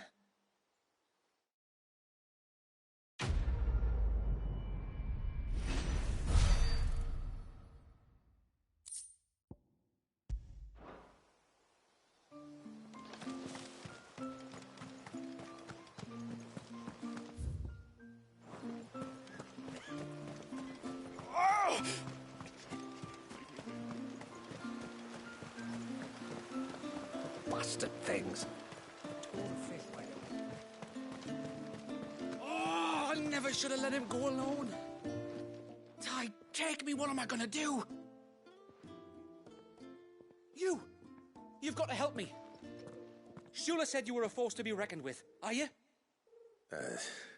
Why do you ask? Eh? Oh, sorry. I should explain. My name's Kitav. I'm worried about a friend of mine. He went into the forest and he hasn't come back. Would you help me find him? I can try. Tell me what I need to know. Of course. You know about the glamour our ancestors cast to keep this place hidden, right? Shula told us about it, yes. Right. So you know the cairns we use to maintain the spell? Well, it's me and my friend's job to maintain them. If it weren't for the likes of us, it would have faded years ago. So your friend went into the forest to visit one of these cairns? Aye, that's right. He said he was going down to Father's Fell. There are 2 cairns out that way, one by the banks of the Swift Run, and another near the Winged Wains, the, ships in the forest. All right. How will I know this friend of yours? His name's Nassef. He's about my height, but clean-shaven. If you could track him down and see that he's come to no harm, I'd be much obliged. I'll search the village, just in case anyone's seen him, and meet you back here. Very well.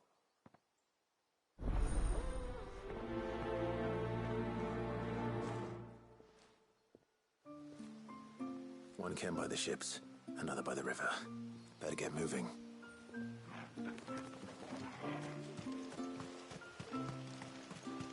stranger. Are you a rider by any chance? I am. What gave me away? Oh, I can smell it on you. The scent of the stables. And not just any stables. Something tells me you've never been one to ride half-starved birds with chine-gall and wet beak.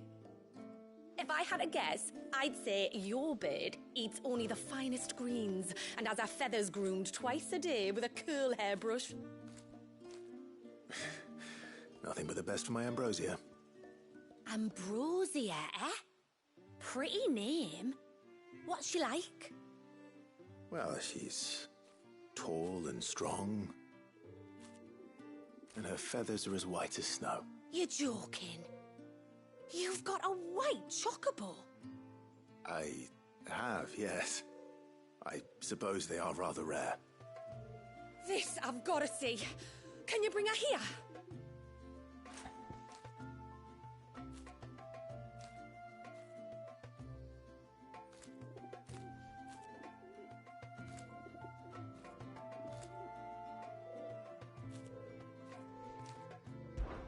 I would if I could, but I doubt Shula's skiff could hold her. Me dad's got a boat. And he's ferried chocobos before. You could get him to bring her. It'd be perfect timing and all. He's preparing for a trip beyond the wall as we speak. I'm sure he'd help you if you asked. He would. Well, I don't suppose it would hurt to have Ambrosia around. All right then. Where could I find your father? He'll be in the storehouse on the other side of the brook. Tell him Manda sent you.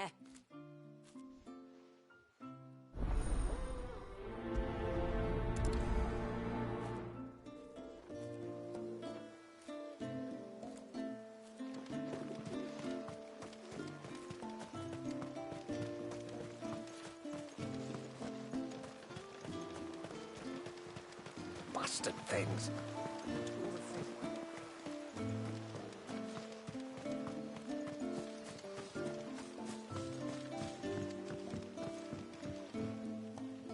You one of the outsiders, then? I am. Shula invited me. Are you Manda's father? I am. Got you running errands for her already, has she? She's asked to see my chocobo, but I'd need your help and your boat to bring her here. Or you could just say no. Honestly, that girl and her birds, she'll be growing feathers soon enough. Well, truth be told, I didn't take the idea seriously at first. But thinking about it, it would make it easier to get around if I had Ambrosia here. Can you help? Well, if you're sure that's what you want. The tributary says we're to treat you lot as we would each other. So, if you need me to ferry your bird over, then that's what I'll do. Still, they don't take the water easily. I'll need you to bring us a mimic goat or two to keep her calm on the journey over. And where would I find one of those? Oh, don't ask me.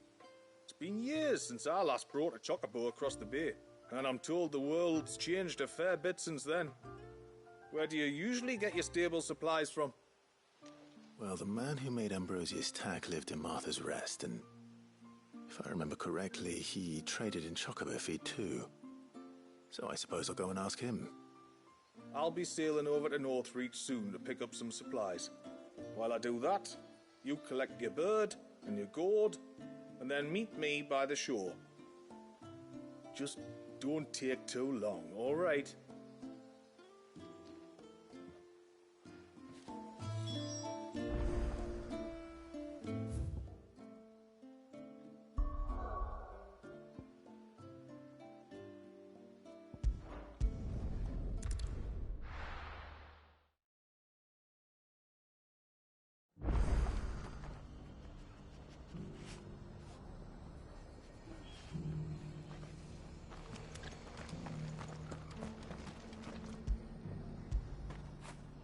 Fetch!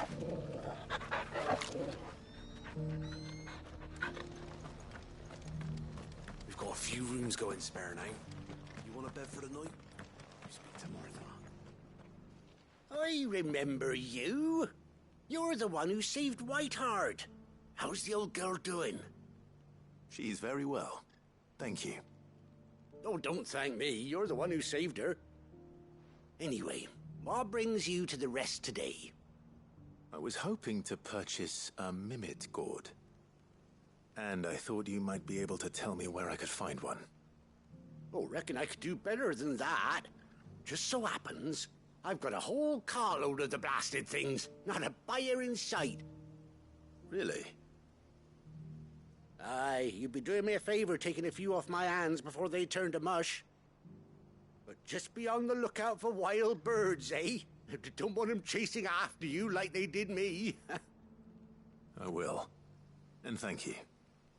Oh, you're very welcome.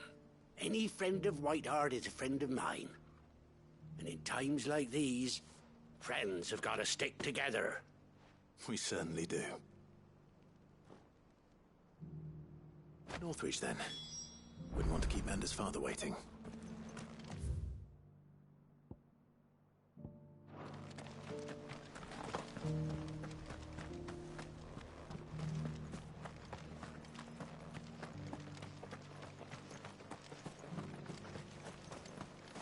How do?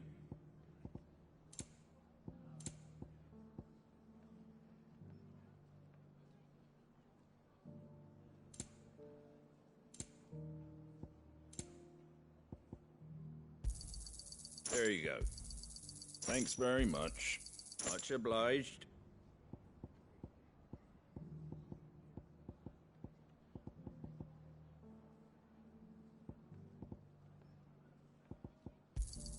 Thanks very much.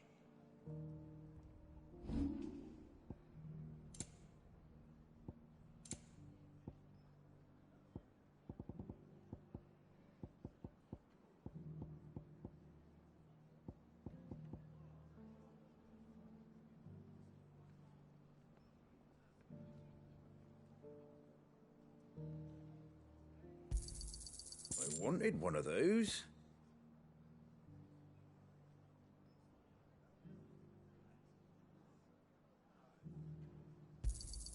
A fair trade.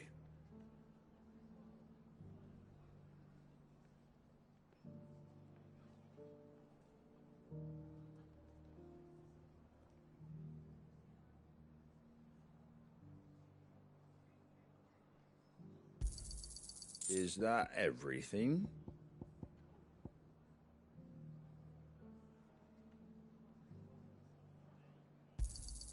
A fair trade.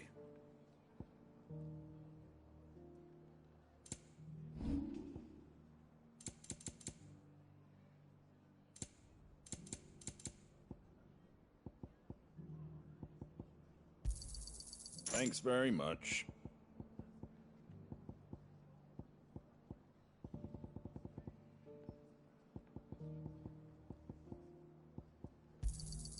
There you go. Fare thee well.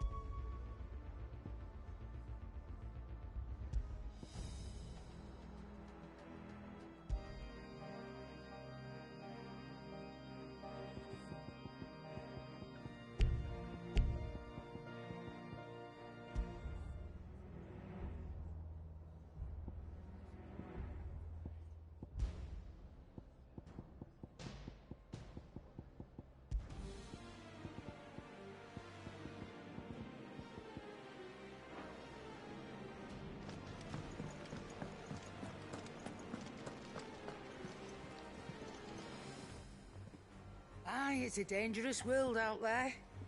Best of.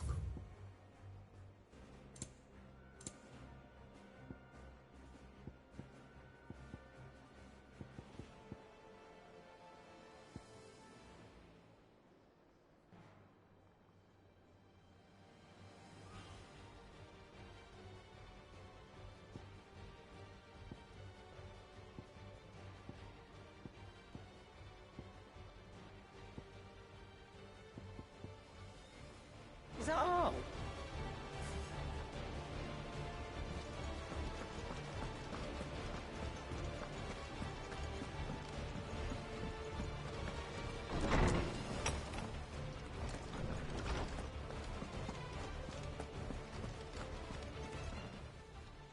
I was wondering when next you'd visit.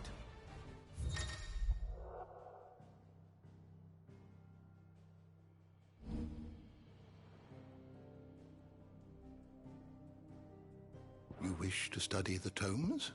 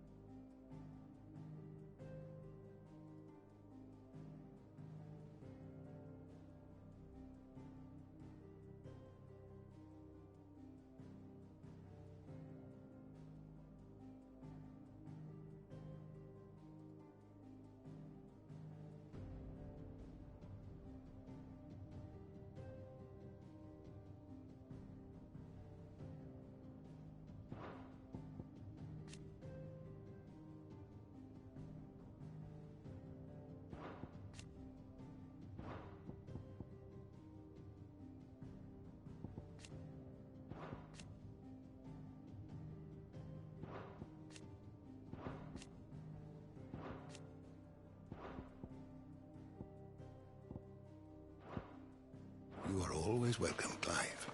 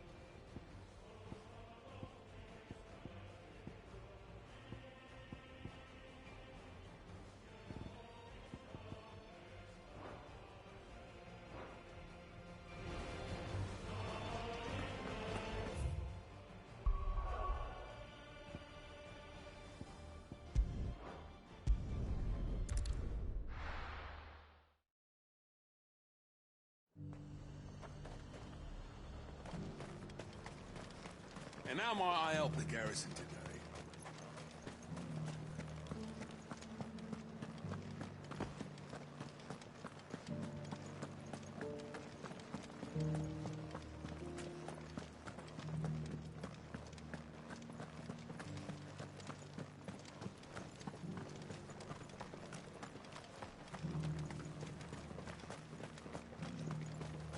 Those things didn't fight like men.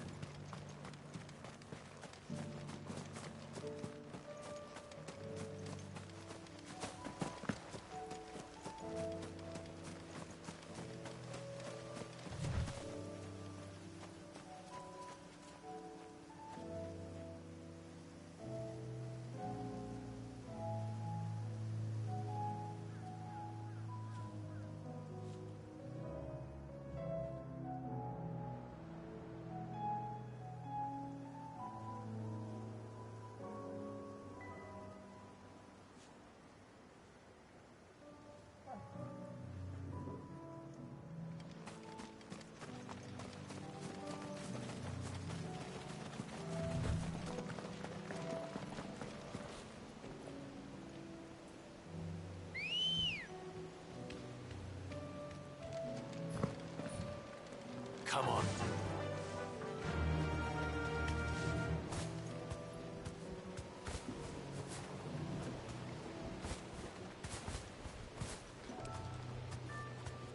Thanks, Gal.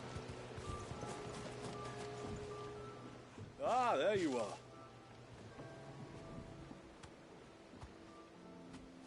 And this must be Ambrosia, was it? Oh, she's a real beauty, isn't she? I have the mimic or two. Here.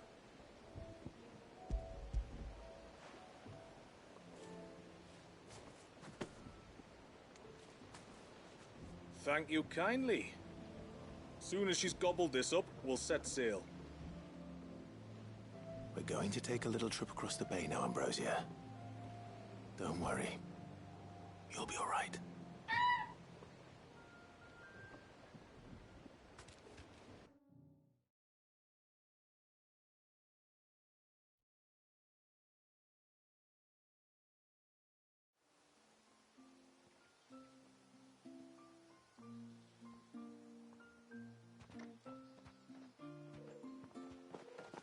Well, we made it. You didn't all? She is as white as snow. You're beautiful, aren't you, girl? Brave, too. She was calm as you like on the journey over. The mimic gourd will have played its part, of course, but passing through the walls enough to spook most birds even then. Not this one, though. Ambrosia's been through a lot. I doubt there's much that could unnerve her now. Not with a beloved master by her side. No. It's you who looks after me, isn't it, girl? Anyway, thanks for bringing her here. I hope I can breed a bird like her someday. And if you and Ambrosia need ferrying back to Northreach, you only need say the word. Thank you. But I think we might explore Mysidia together. What do you say, Ambrosia?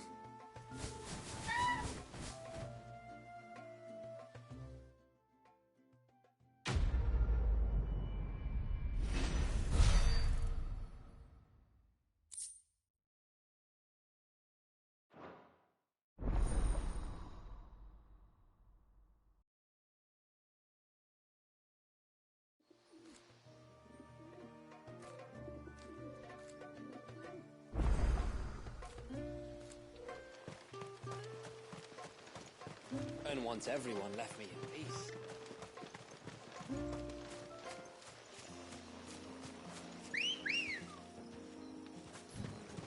Good girl. Yeah! Before, we turned east at the shipwrecks to reach the coast. Now we must head in the opposite direction. Left it is, then.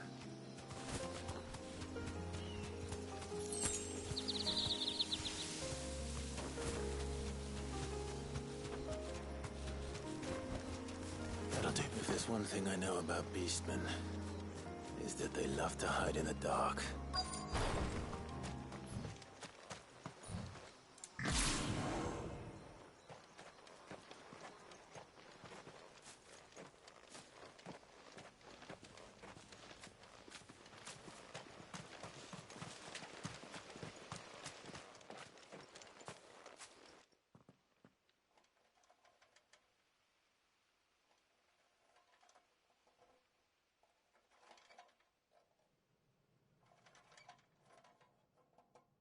What are they up to? Some sort of ritual.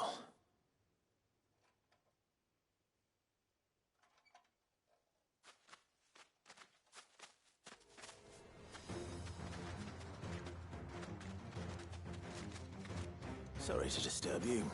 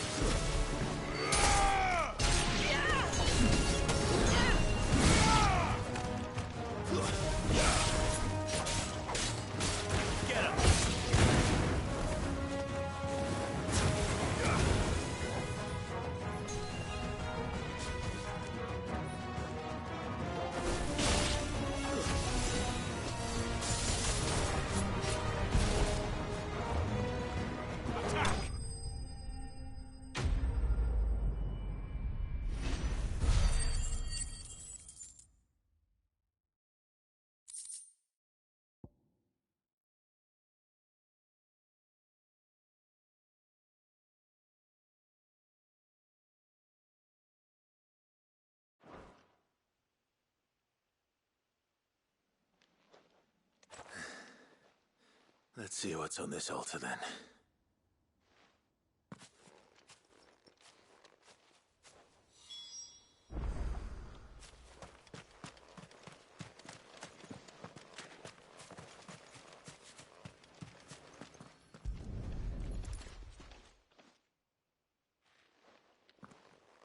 A silver chain.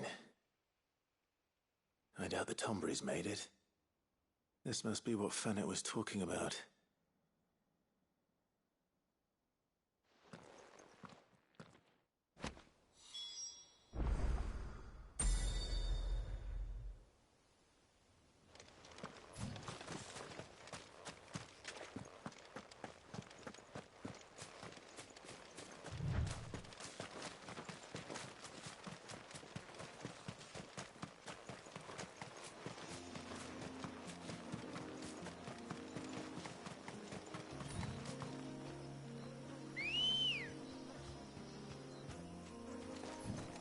Come on.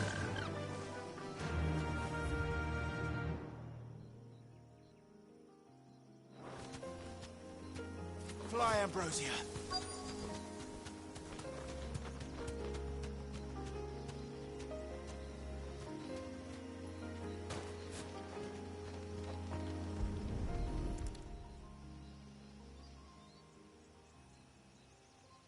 Well, here's the cairn.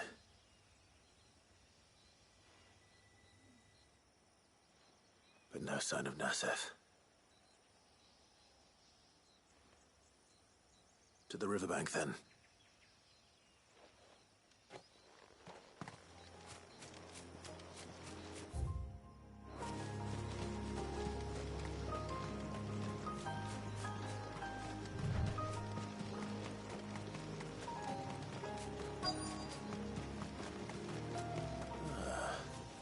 Who have we here?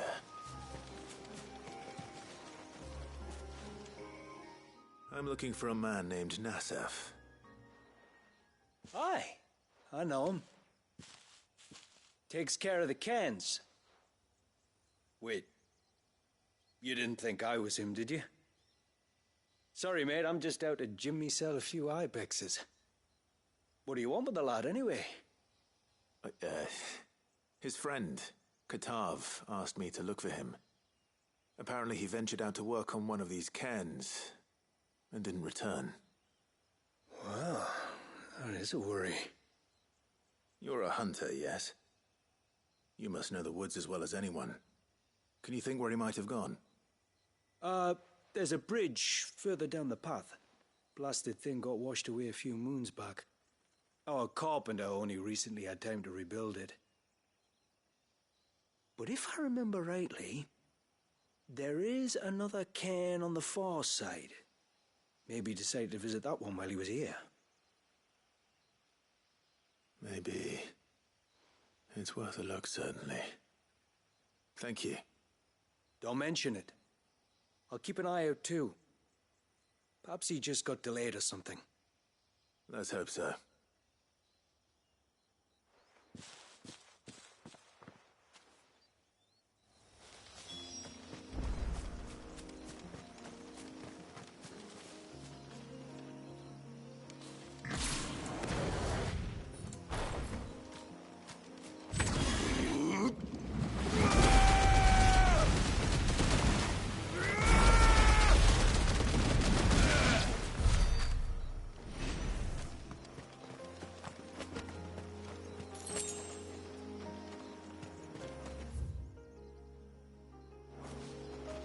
This must be the bridge the hunter was talking about.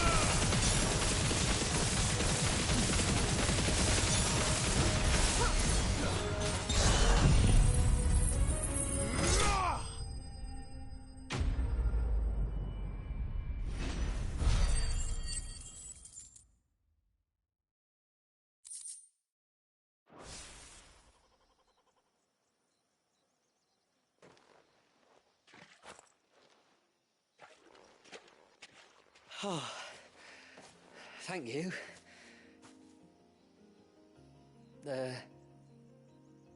I'm the tributary's guest. And you must be Nassef. I am? But how do you know that? Your friend Katav asked me to look for you when you didn't return. Ah, I'm sorry. I was so focused on attuning the cairn I didn't see those creatures come until it was too late. How exactly do they work? Oh, there are crystals inside. They're what keeps the glamour going. Should the ether cease to flow through too many of them, our shroud would quickly unravel. It's my job to make sure that doesn't happen. And an important job it is. But you'll struggle to do it if you're dead. You need to take more care. Yeah, no arguments there. The truth is, me and Katav usually work together, watching each other's backs like.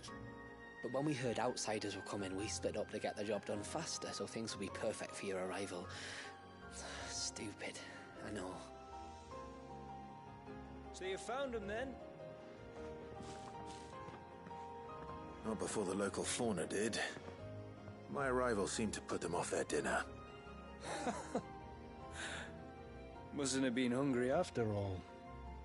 Expect you'll be wanting someone to escort you back to the village then, Nassef. Woods are full of nasties today.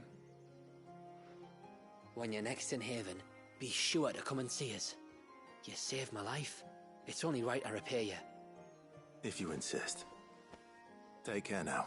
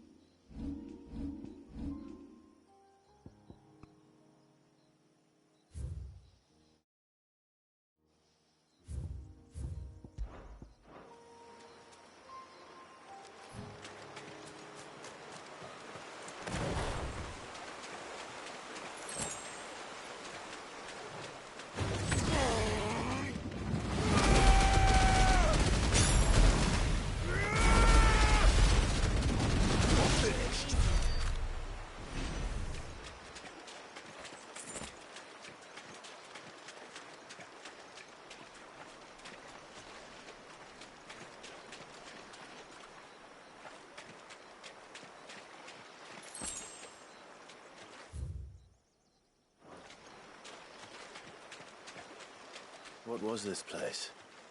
An old settlement, we think. It was already long abandoned when my people arrived. Leviathan drowned it before it could be fully explored.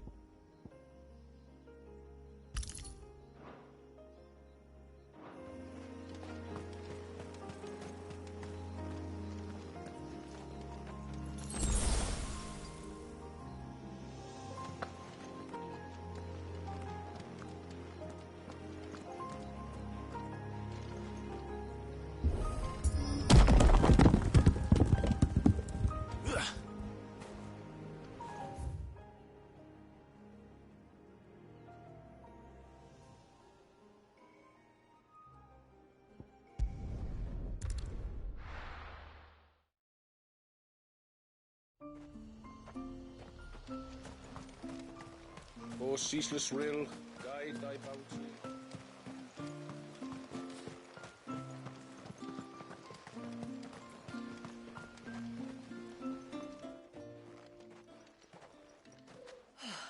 You're back. Well, did you find anything?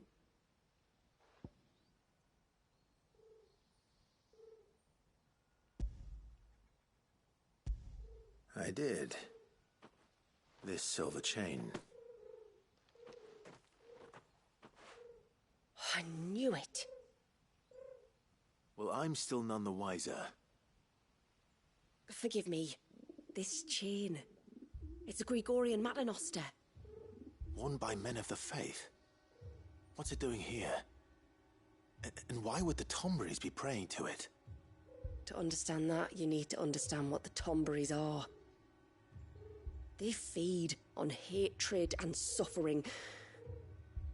And some say that if you render them an offering, some token of grievance against your fellow man, they will put a curse upon him. So you think someone's put a Tomberry curse on Talor? I can't say for sure. Truth be told, I always assumed it was an old wives' tale. But given his fear of the forest and the presence of the chain on the altar, I don't know what else to think. Does Talor have any enemies in the village? Anyone who would nurse such a grudge? No, I believe the one who left the chain at the altar was Talor himself. I beg your pardon? But there's more to the tale, you see. It's said that if you attempt to curse a soul that has returned to the sea already, your ire has nowhere to go but back to its source. You're saying he cursed himself? In trying to curse another, aye. When my father was younger, he was one of the few permitted to venture beyond the wall on trading expeditions. He told us that when he journeyed to Sanbreque, he'd wear that chain to disguise his true beliefs, lest Grieger's faithful turn their cudgels on him. Did they ever catch him in his deception? Might that explain the ill will he bears someone? Not that he ever told me. Come now, let's not waste time speculating about Talor's past. We need to focus on the present, and that means finding a way to break the curse. All right. If there's anything I can do to help, let me know. Thank you. I shall. Aye, and thanks for going to all this trouble. Here, it's not much, but I want you to have this. We call it an adder stone. It's a gatherer's charm. Reacts to certain rare minerals we use in crafting. Makes them ring out like a bell, stuff you'd have no chance of spotting otherwise. If you find anything, see that you bring it back to me. I can make you some decent gear with it. If you're interested, like. I am, thank you. And I'll be sure to pay you a visit. Until then, I wish your father a swift recovery.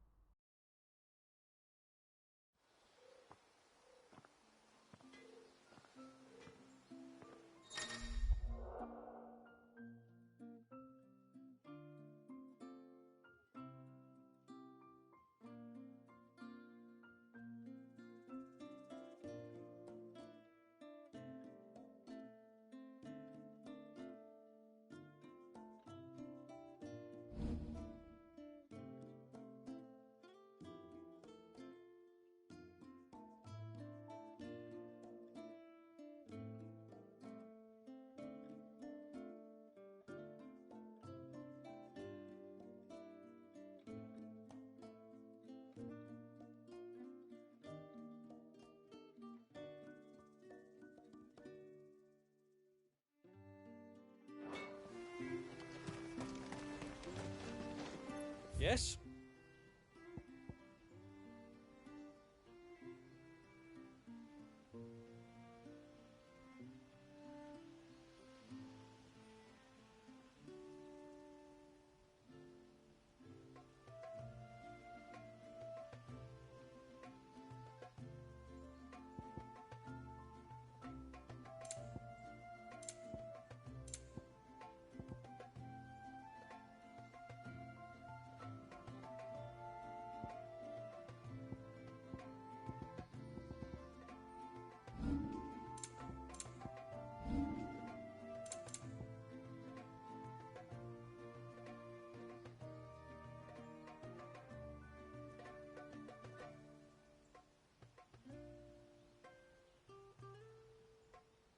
Till next time, then.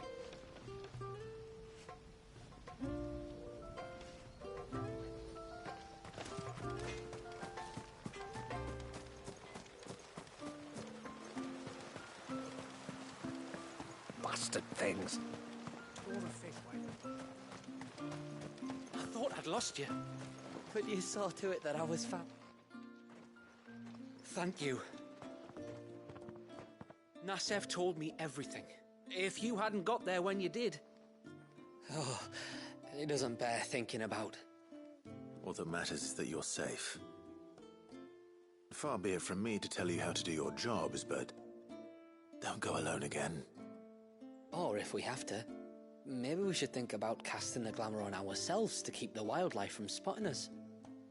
It'd take its toll, of course, but it'd beat letting the cairns fall and having to weave the entire spell from scratch. Imagine if we had to do that. I'd rather not. Would only succeed in adding 2 new piles of stone to the collection. Your bearers? That we are, thank the tides. The others can't attune to the crystals in the cairns the same way we can. Reckon this place would be doomed without us. So, you do this work for the good of your people? Not because... We're forced to. No. From what I've heard of the way things work on the outside, we were truly blessed that our rain fell here in Mysidia. Our people are few enough as it is. If we started turning on each other, kin against kin, over nothing but a stupid accident of birth, our days would be numbered. They would. Anyway, all's well that ends well, eh? Thanks to you, both of us lived to keep this place hidden another day.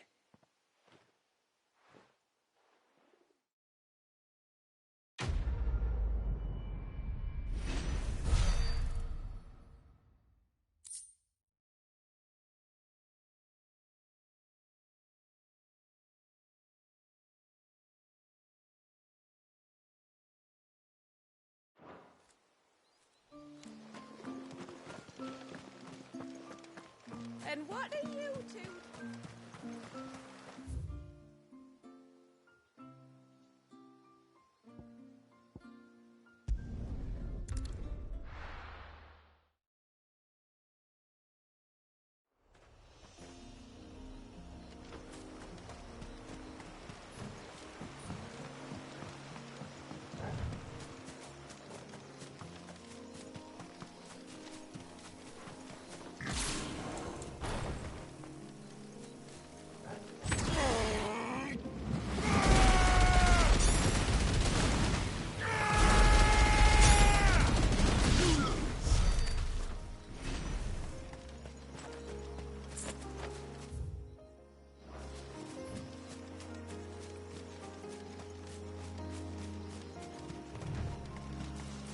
There's a large gate up ahead, and beyond it, a cluster of ancient ruins. The temple, or the Heir of Hours as my people call it, can only be reached by passing through them.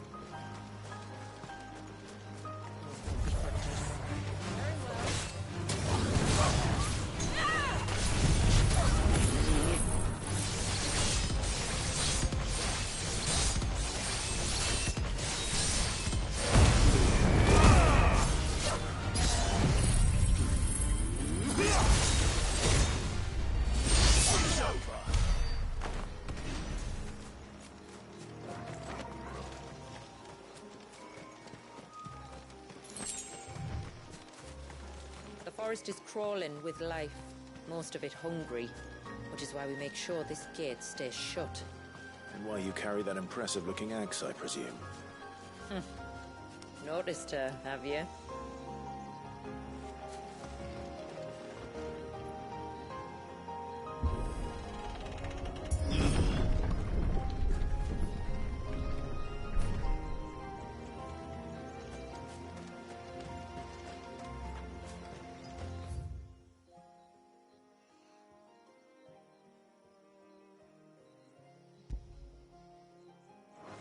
The temple is up there.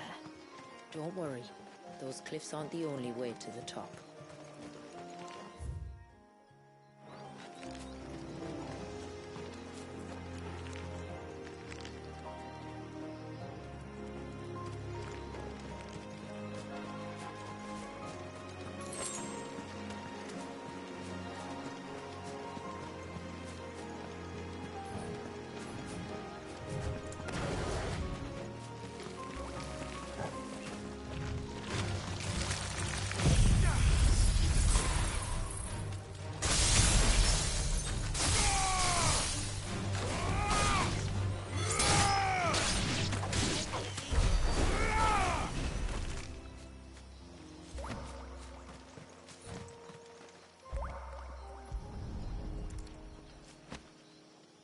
This is the mineral Pavat was talking about. The one that rings out like a bell.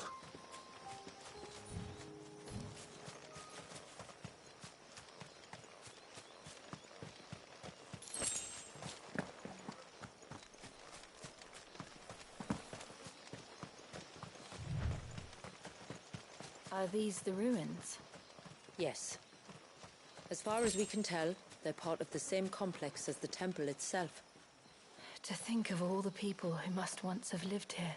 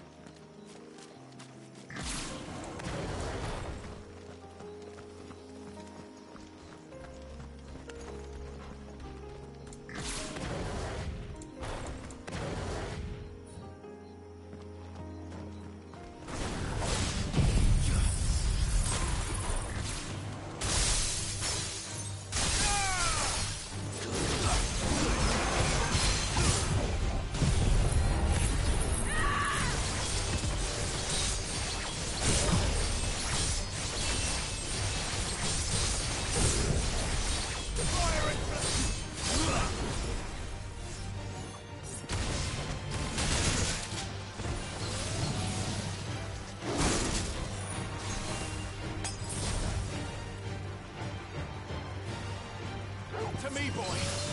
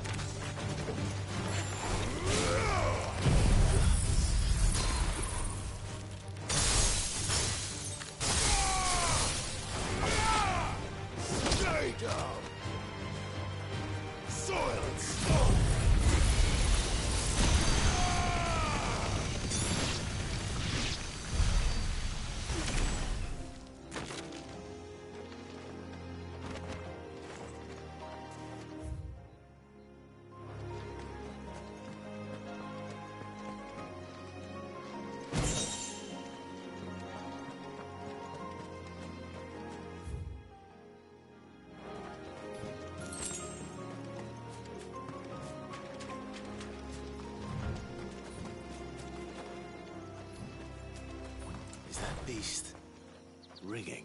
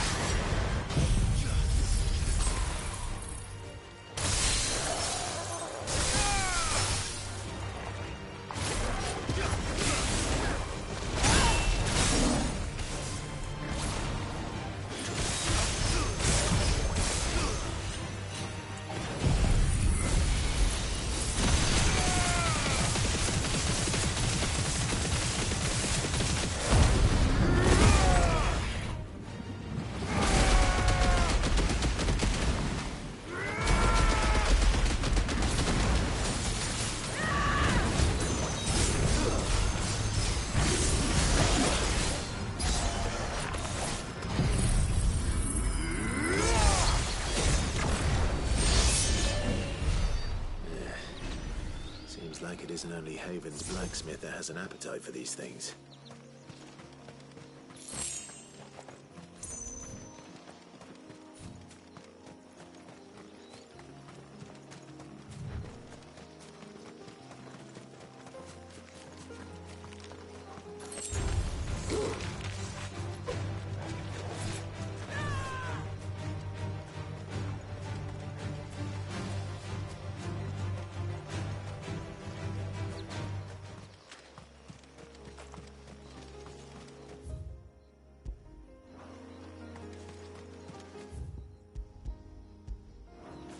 These remind me of home. You're from the north, then? Yes. And no.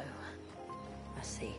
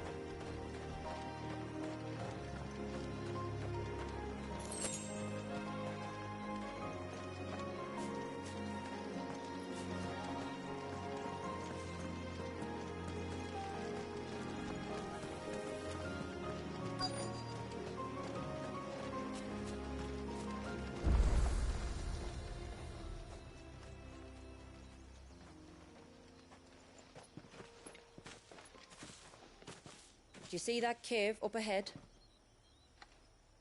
Whoever lived here carved a flight of stairs into the stone within.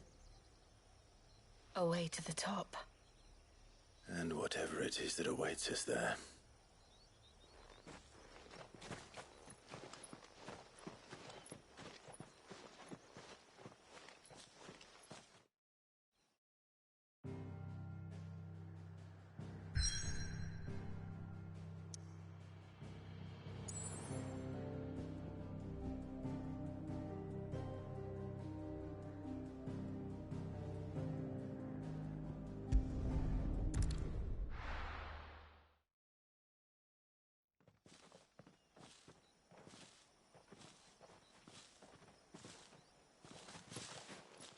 There.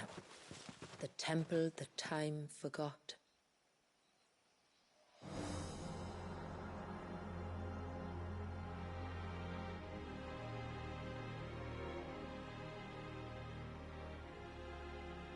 And the Varys inside? Yes. You can see the spell's path from the nave.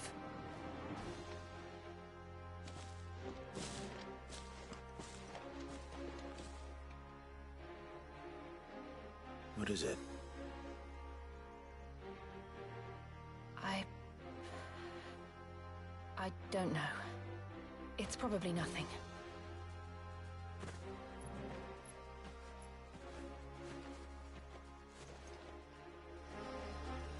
Forgive me, but why build the Vare here?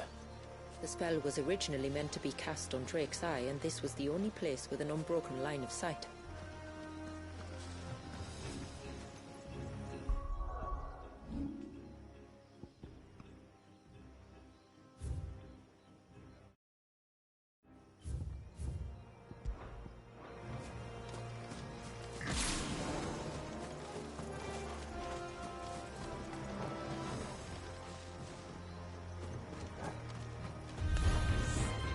Tonberries like to think these ruins are their own. They look none too pleased to see us.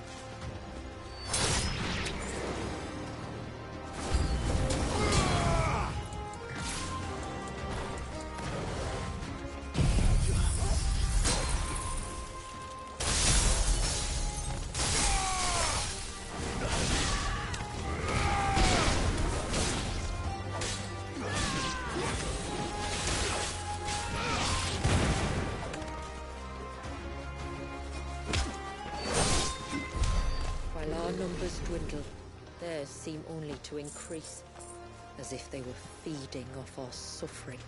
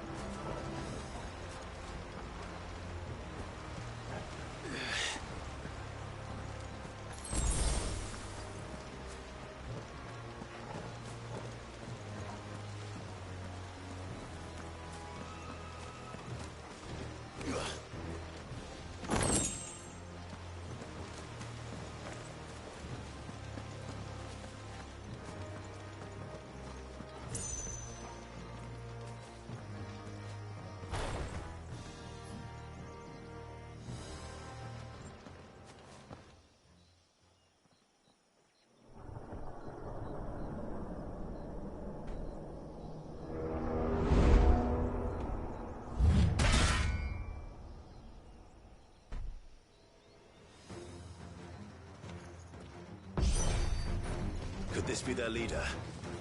You're more than welcome to ask.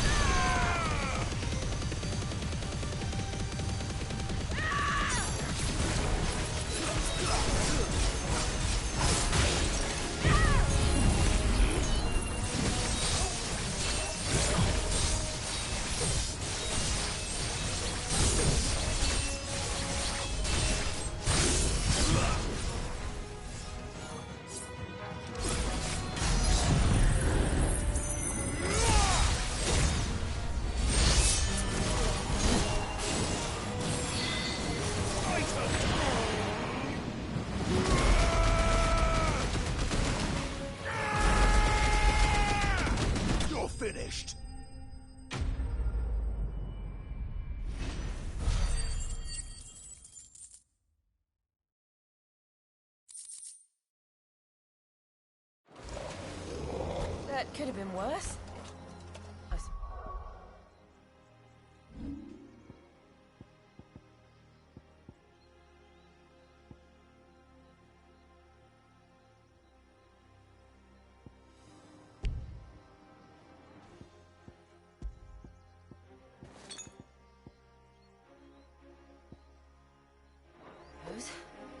Aye, well, if the forest's taught me anything, it's that there's always something worse.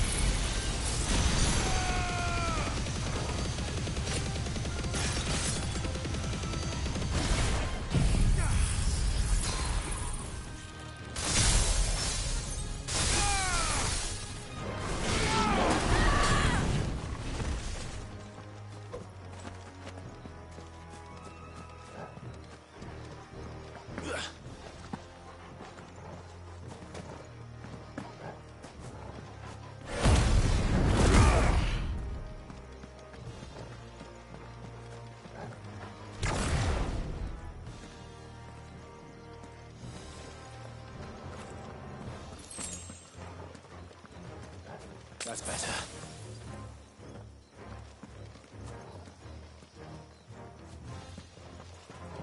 Is that the nave? Just inside the dome, yes. But it's what's out here that worries me.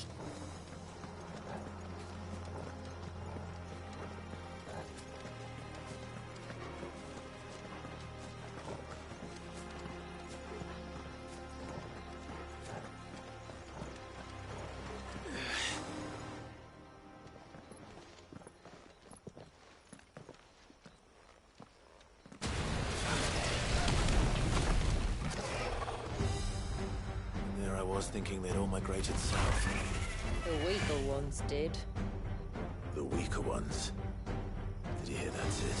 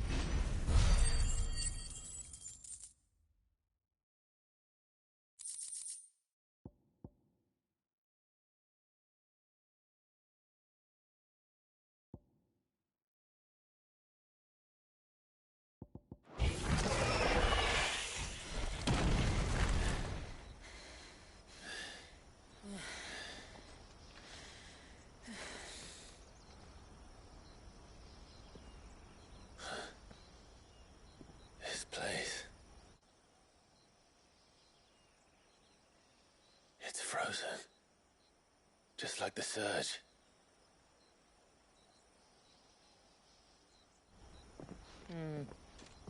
Another of my ancestors' sins. Shall we?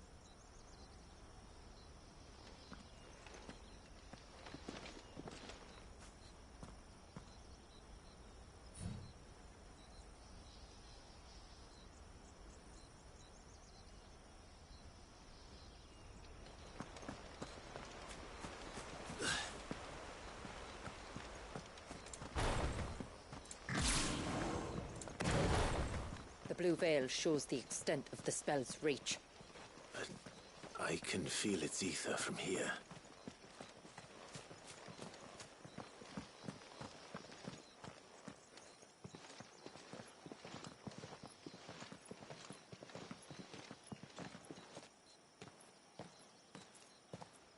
Shula, wait. Before we cross the threshold, I'd like to know a little more about how these magics work. I assume we'll be safe from their influence. We won't grind to a halt, if that's what you mean. The spell only affects the things that were present at the moment it was cast.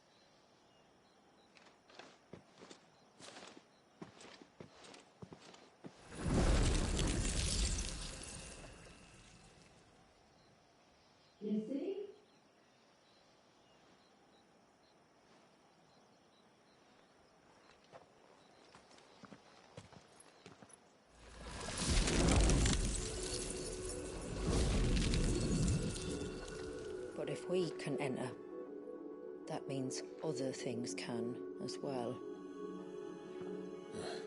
Like the ones we saw on the way here. And worse, probably.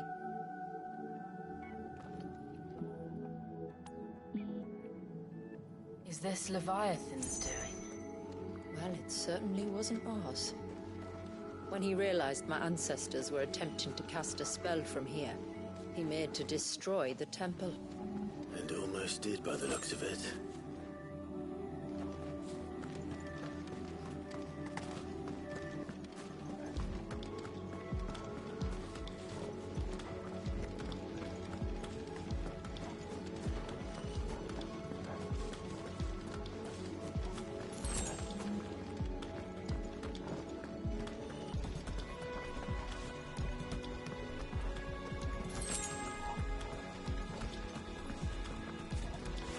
Better already.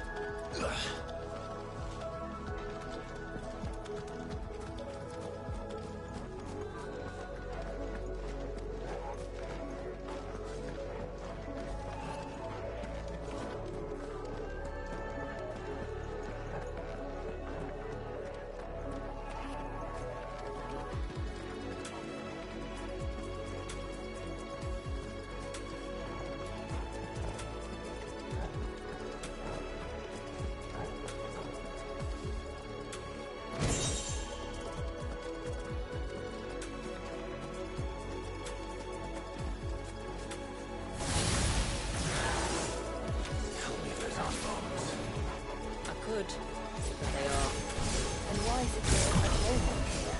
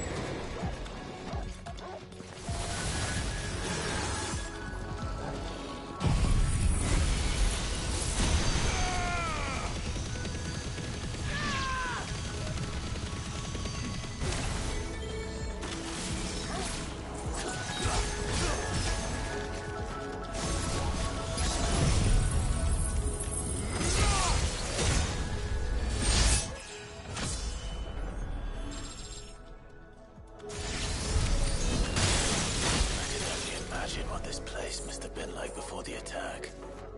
This would have been a hall of worship. There was something similar in my father's keep. The priests would deliver their sermons from the dais. Your father?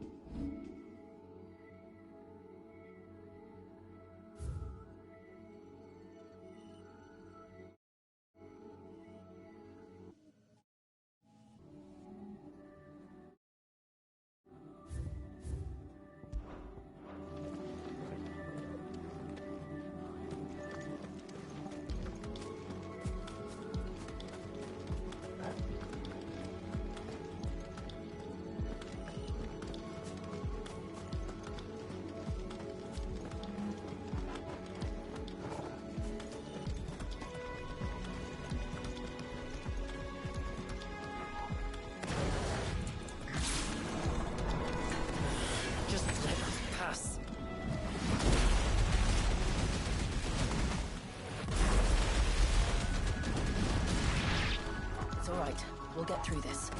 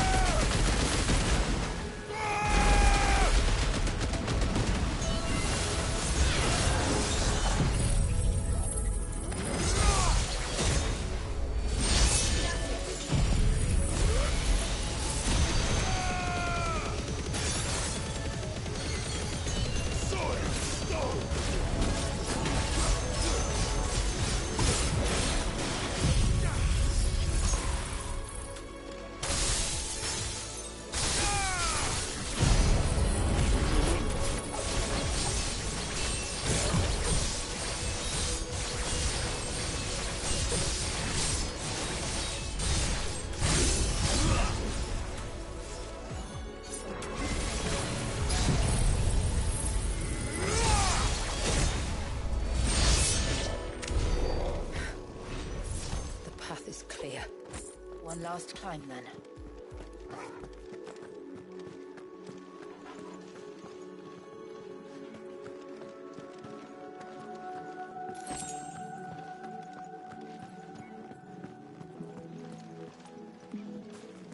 The fair.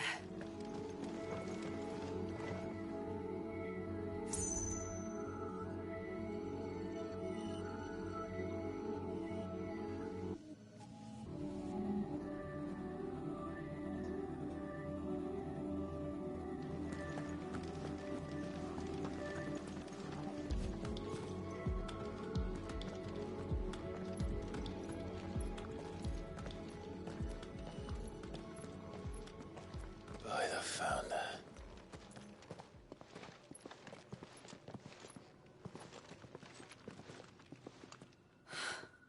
It's just as I thought. Jill, does this ether not feel somehow? Familiar, yes. I sensed it the moment we arrived, though I wasn't sure until now. You can feel it too, can't you, Clive? She's calling us. You don't mean the witch? I do. Though she was more than that. Much more. She was a dominant. A dominant who once commanded the icon that now resides in both me and Clive. Of course. I don't know why I didn't see it. Who else would have the power to freeze time? None other than Shiva herself. But for her ether to endure after all these years, it's almost as if...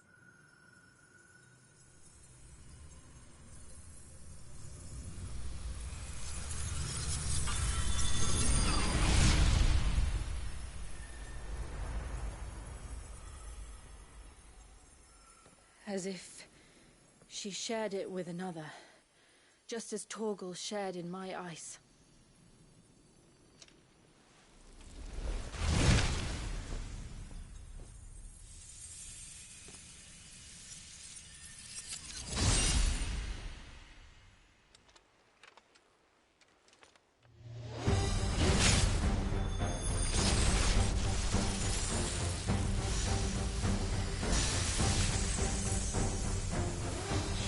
Companion. Though something tells me he's not as friendly as us. Our ancestors never warned us about this. It wasn't left here for them. I doubt they even knew it existed.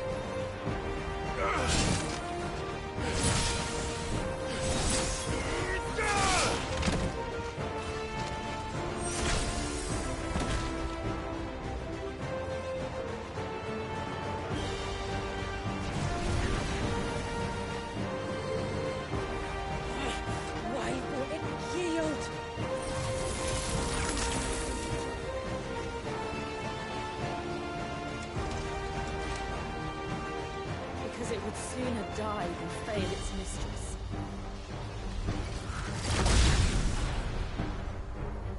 Then it leaves us no choice.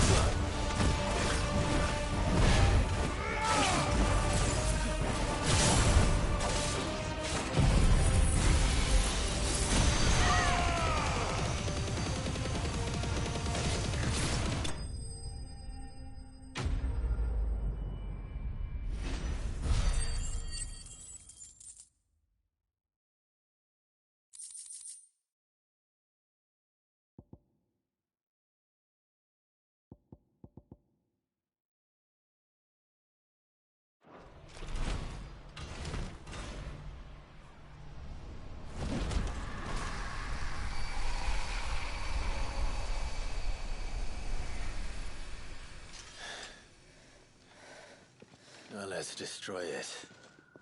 And put an end to this. Wait. The spell must be weakened, not undone. Isn't that what we came here for? Did you ever stop to wonder what might happen to the tidal surge if I unraveled the whole spell at once? I didn't think so. This is going to require a bit more finesse. From wind and light, water and earth, let the silent palm of mine ice.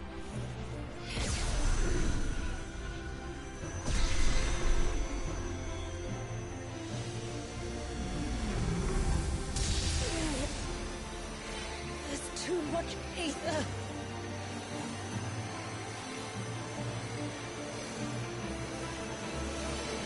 Here. Let me help. Let us help.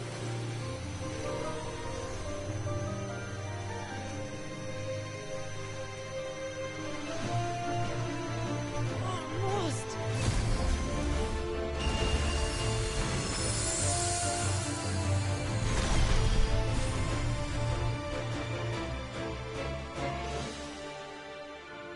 Did it work? I think so. The thread connecting this place to the child should be broken. Meaning Walyas should finally be...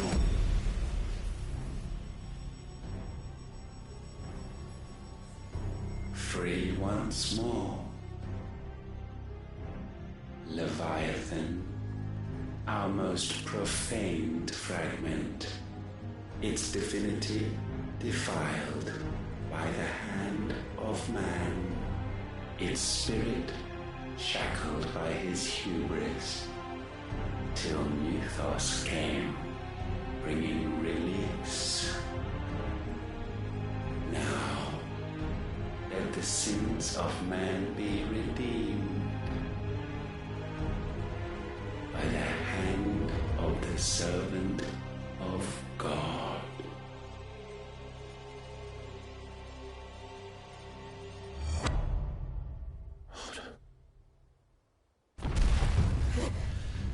Damn it.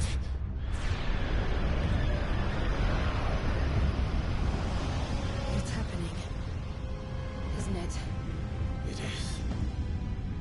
What is? What's going on?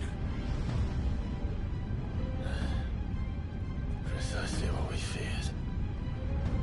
Leviathan is out of control.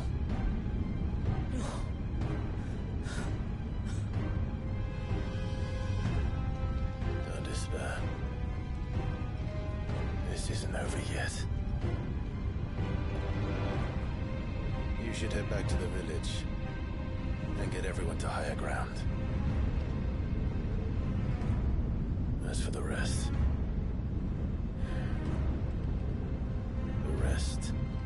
Ifrit will handle.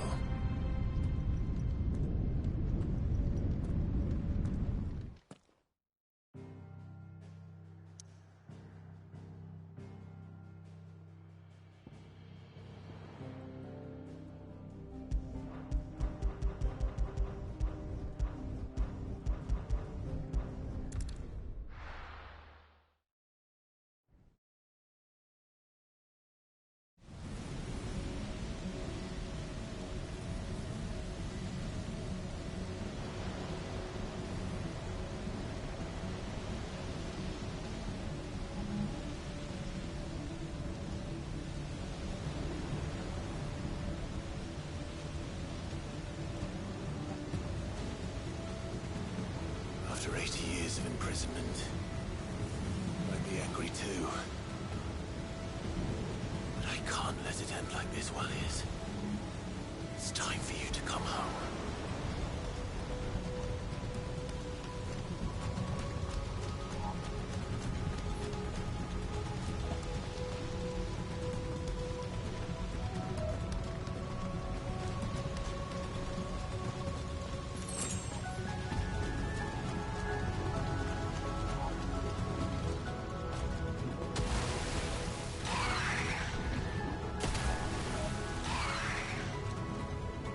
playthings.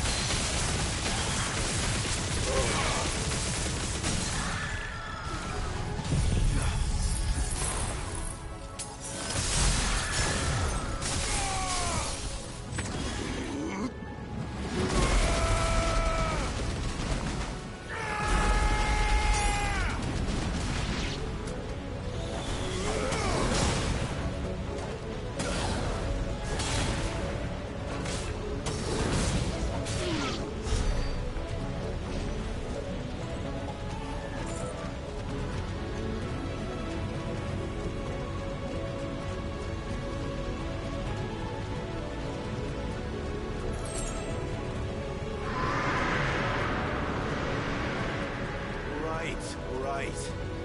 I heard you the first time.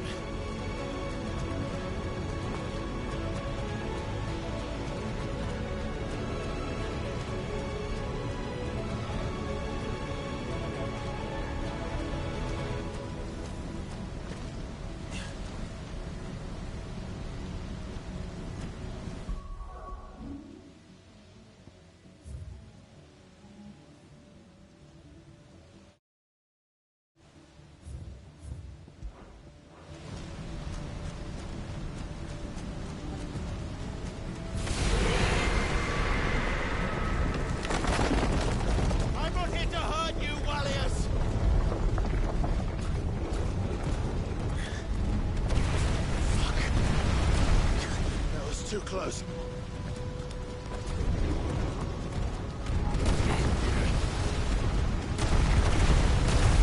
Enough!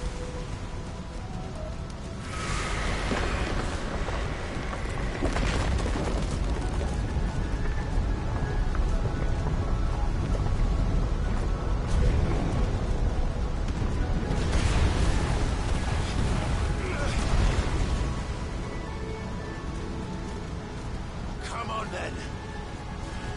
No more hiding.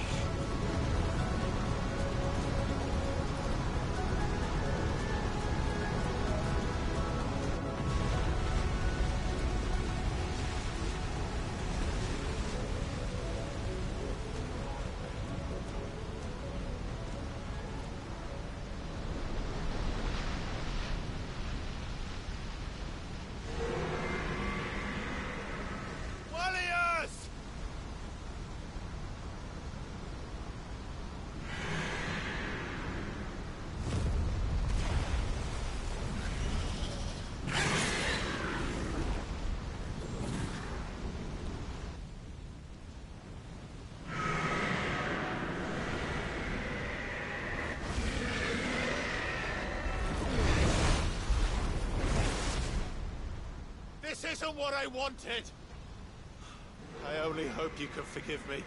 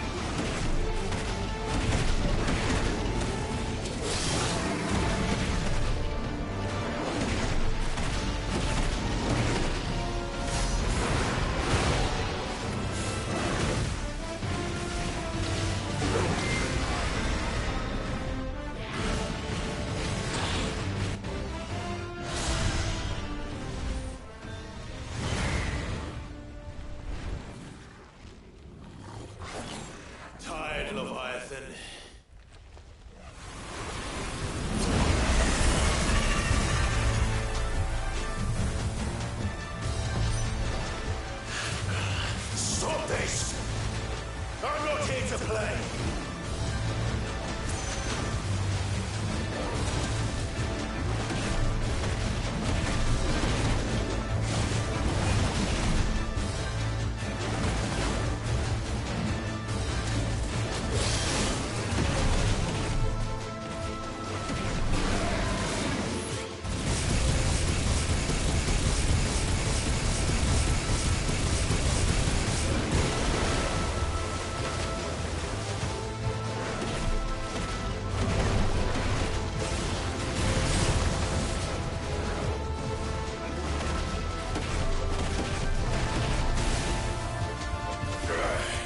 I said, stop!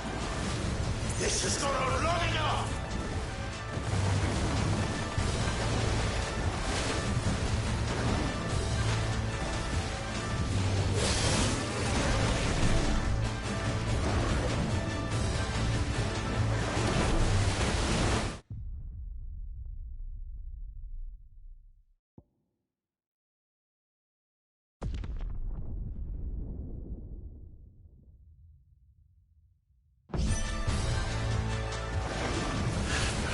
Stop this!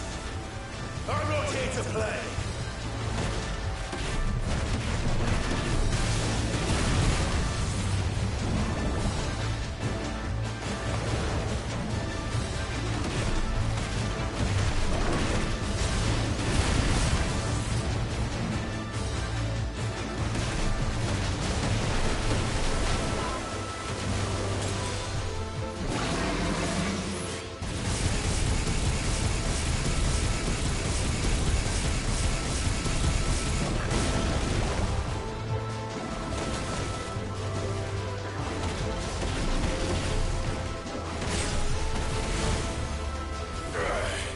I said, stop! This has gone on long enough!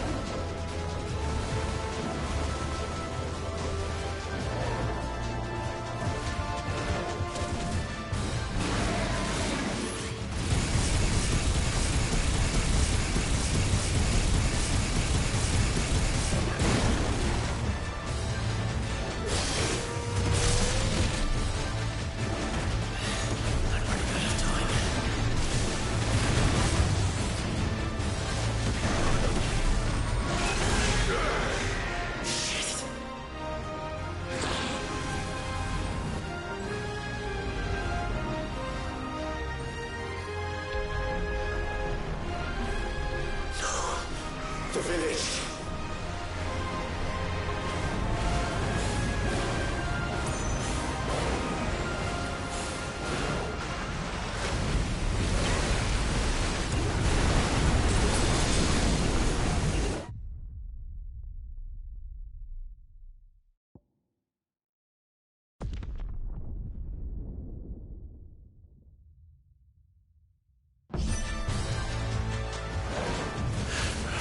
Stop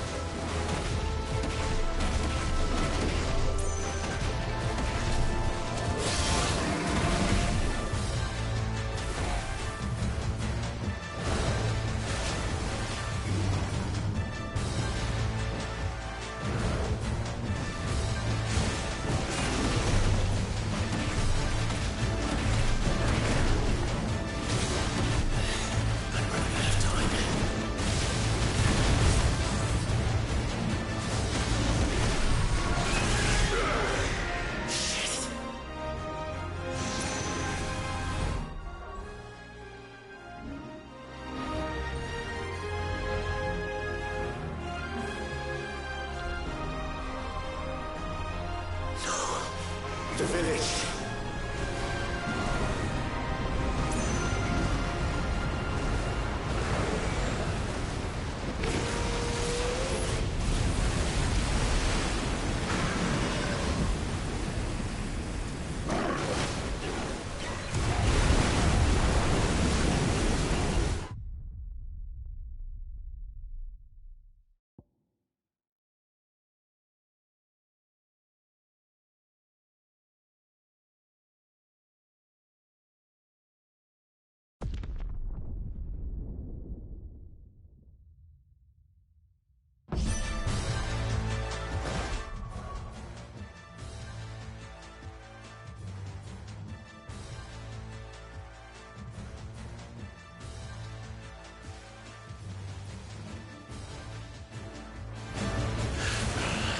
Stop this!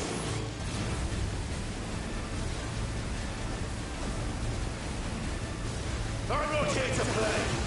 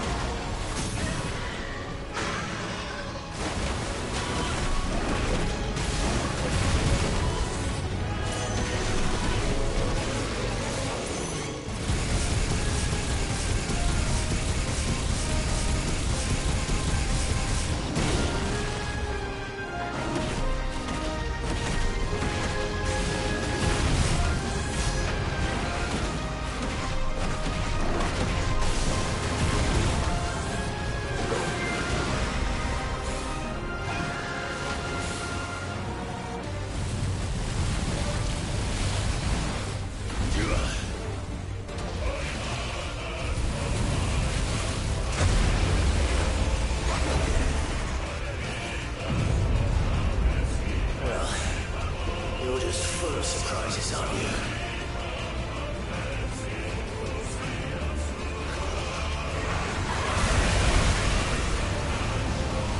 Garuda will be proud.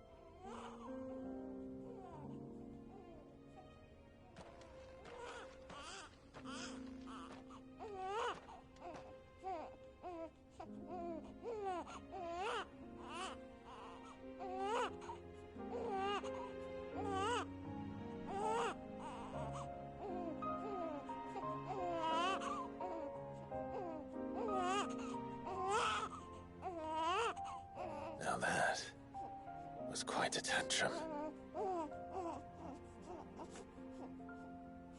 Clive! Where is he?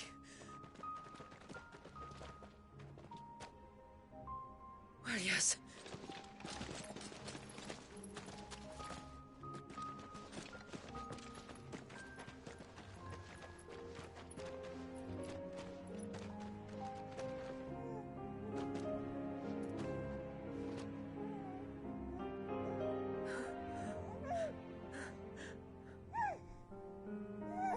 He's adorable. He is now. But did you see him a few moments ago? Clive, I don't know how to thank you.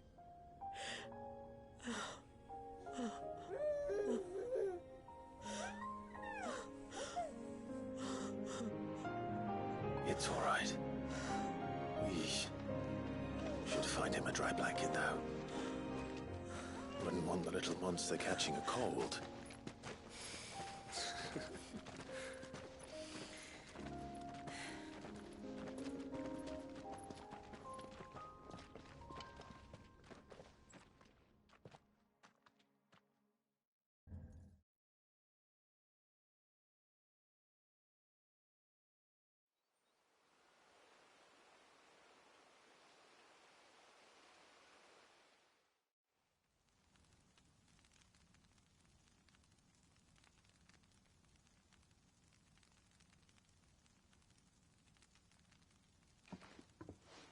There.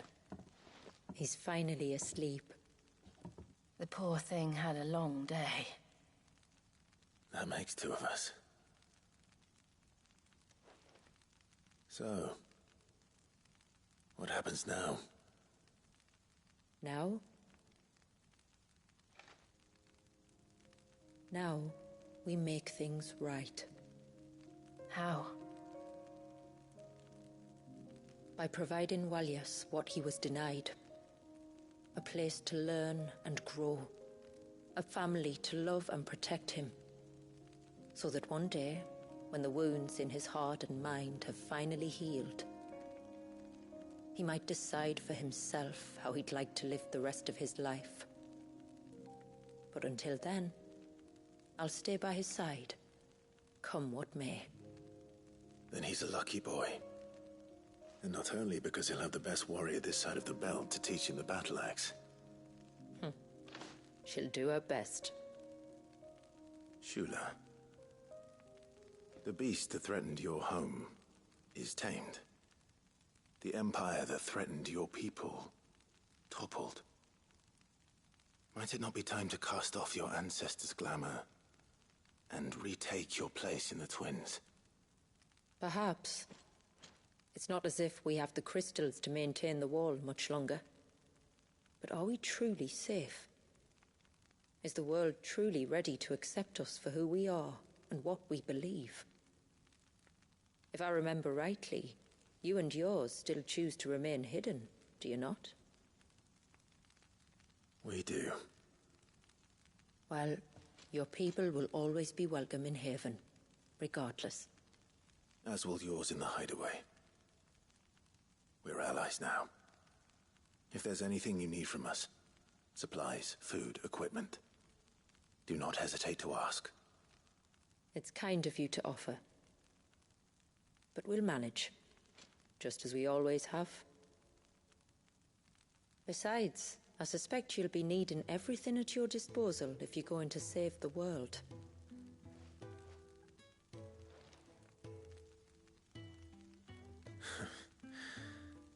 I fear much of it is past saving. The best we can do is strive to turn what's left into a world where we can all live as equals. A noble endeavor. And there'll be a place in this world for us, will there? For Walyas.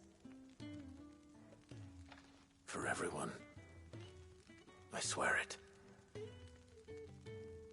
Then we shall be waiting. Until the tides bear you back to shore.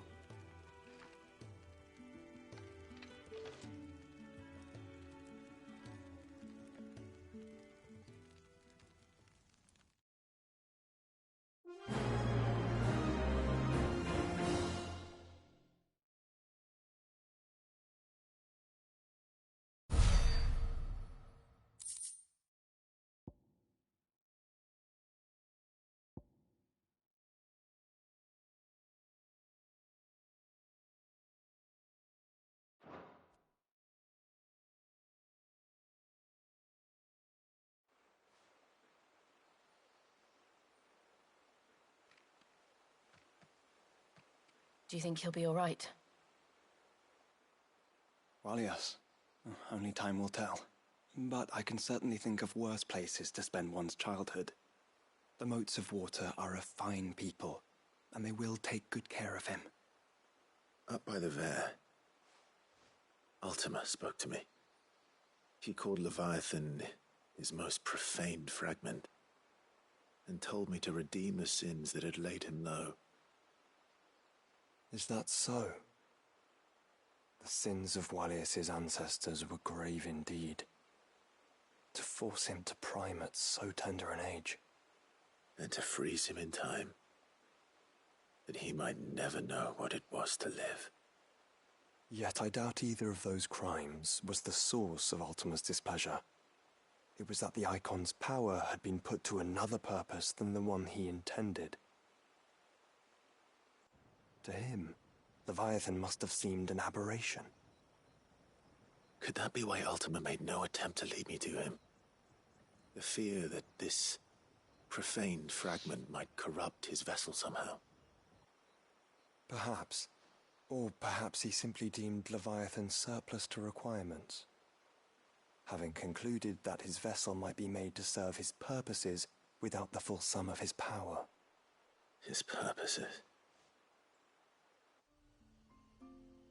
There's no escaping them. Even here. Hidden away in Mysidia, the blessing of the crystals proved nothing but a prison. A prison into which Wallius was born, and from which freedom is hard won. If the world doesn't change, if we don't change it, he'll end up suffering the same fate as every dominant who came before him. Then we must change it. That we must. And we shall.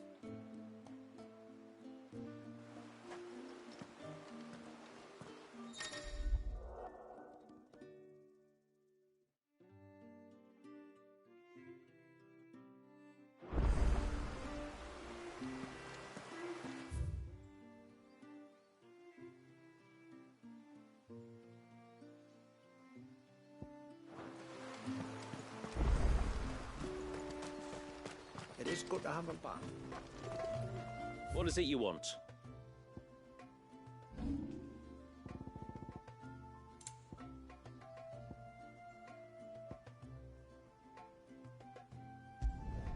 Will that do ya? Better than you. Will that do ya? Better than you.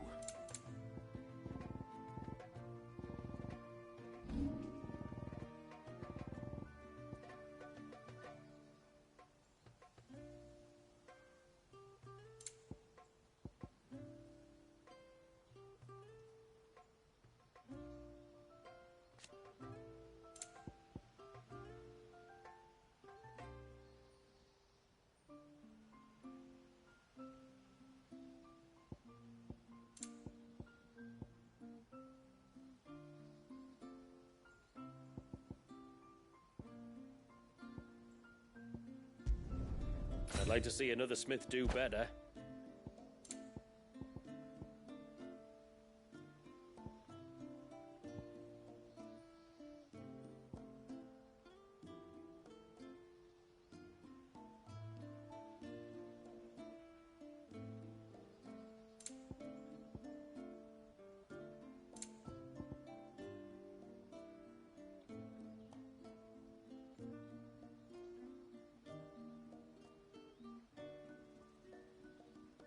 A good tide to you.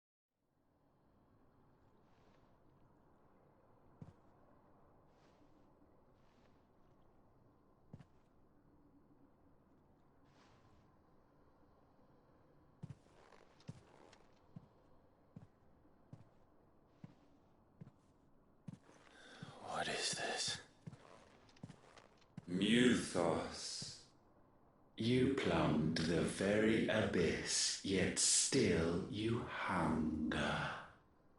We are impressed. Is that so?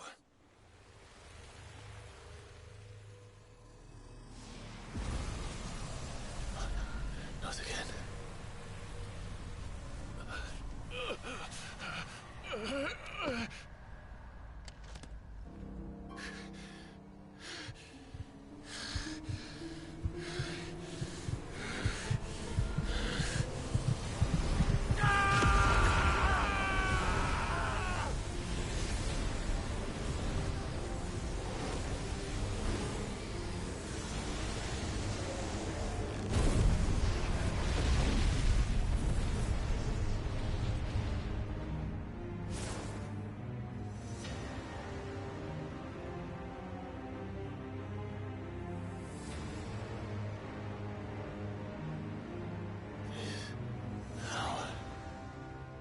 Is ours, and now it is yours.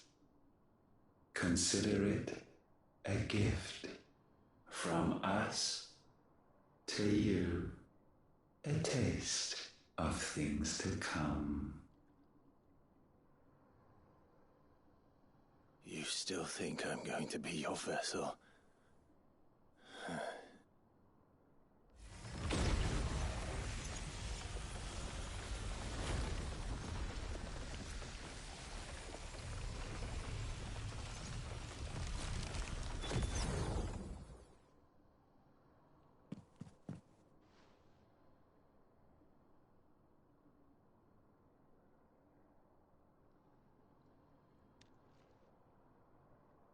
I'll take your gift then, Ultima. Just don't expect it back.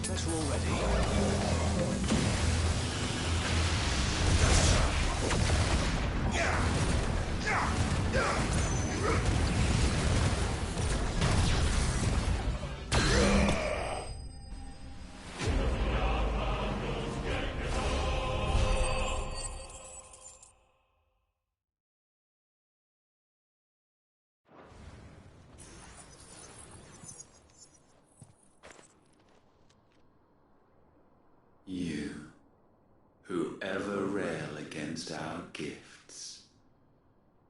Remain all too eager to avail yourself of them. Perhaps you require more time to reflect.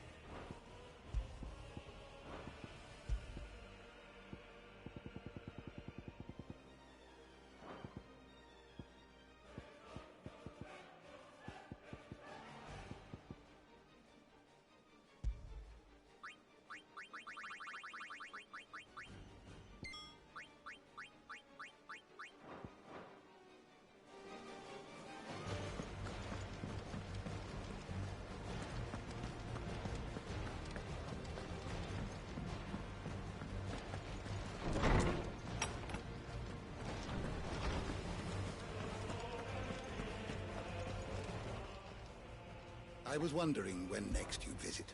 If you have a question for me, I should be happy to answer it.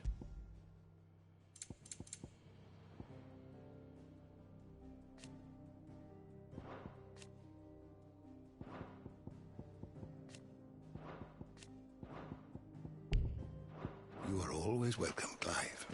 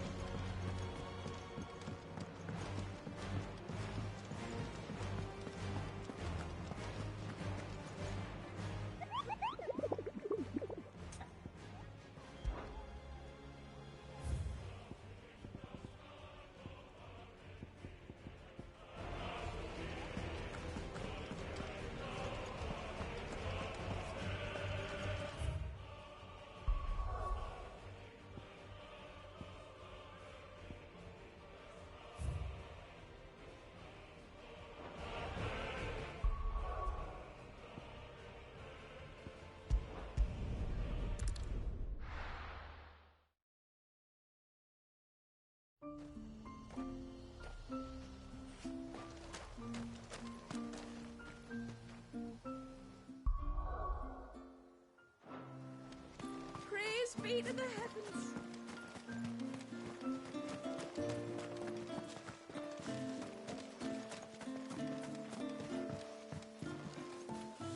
I will have to charge you.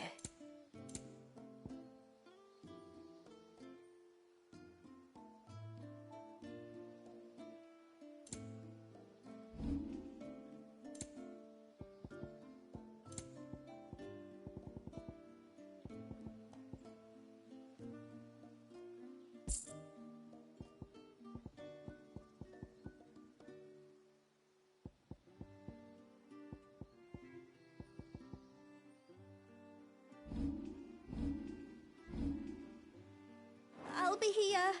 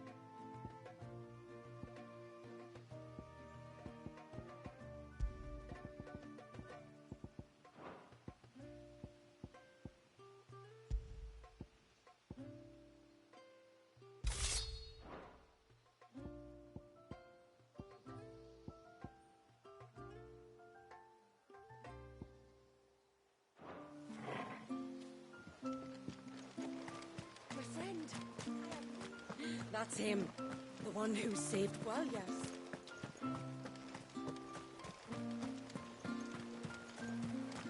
Hey, mister, over here. Where was the cane you saw flickering again?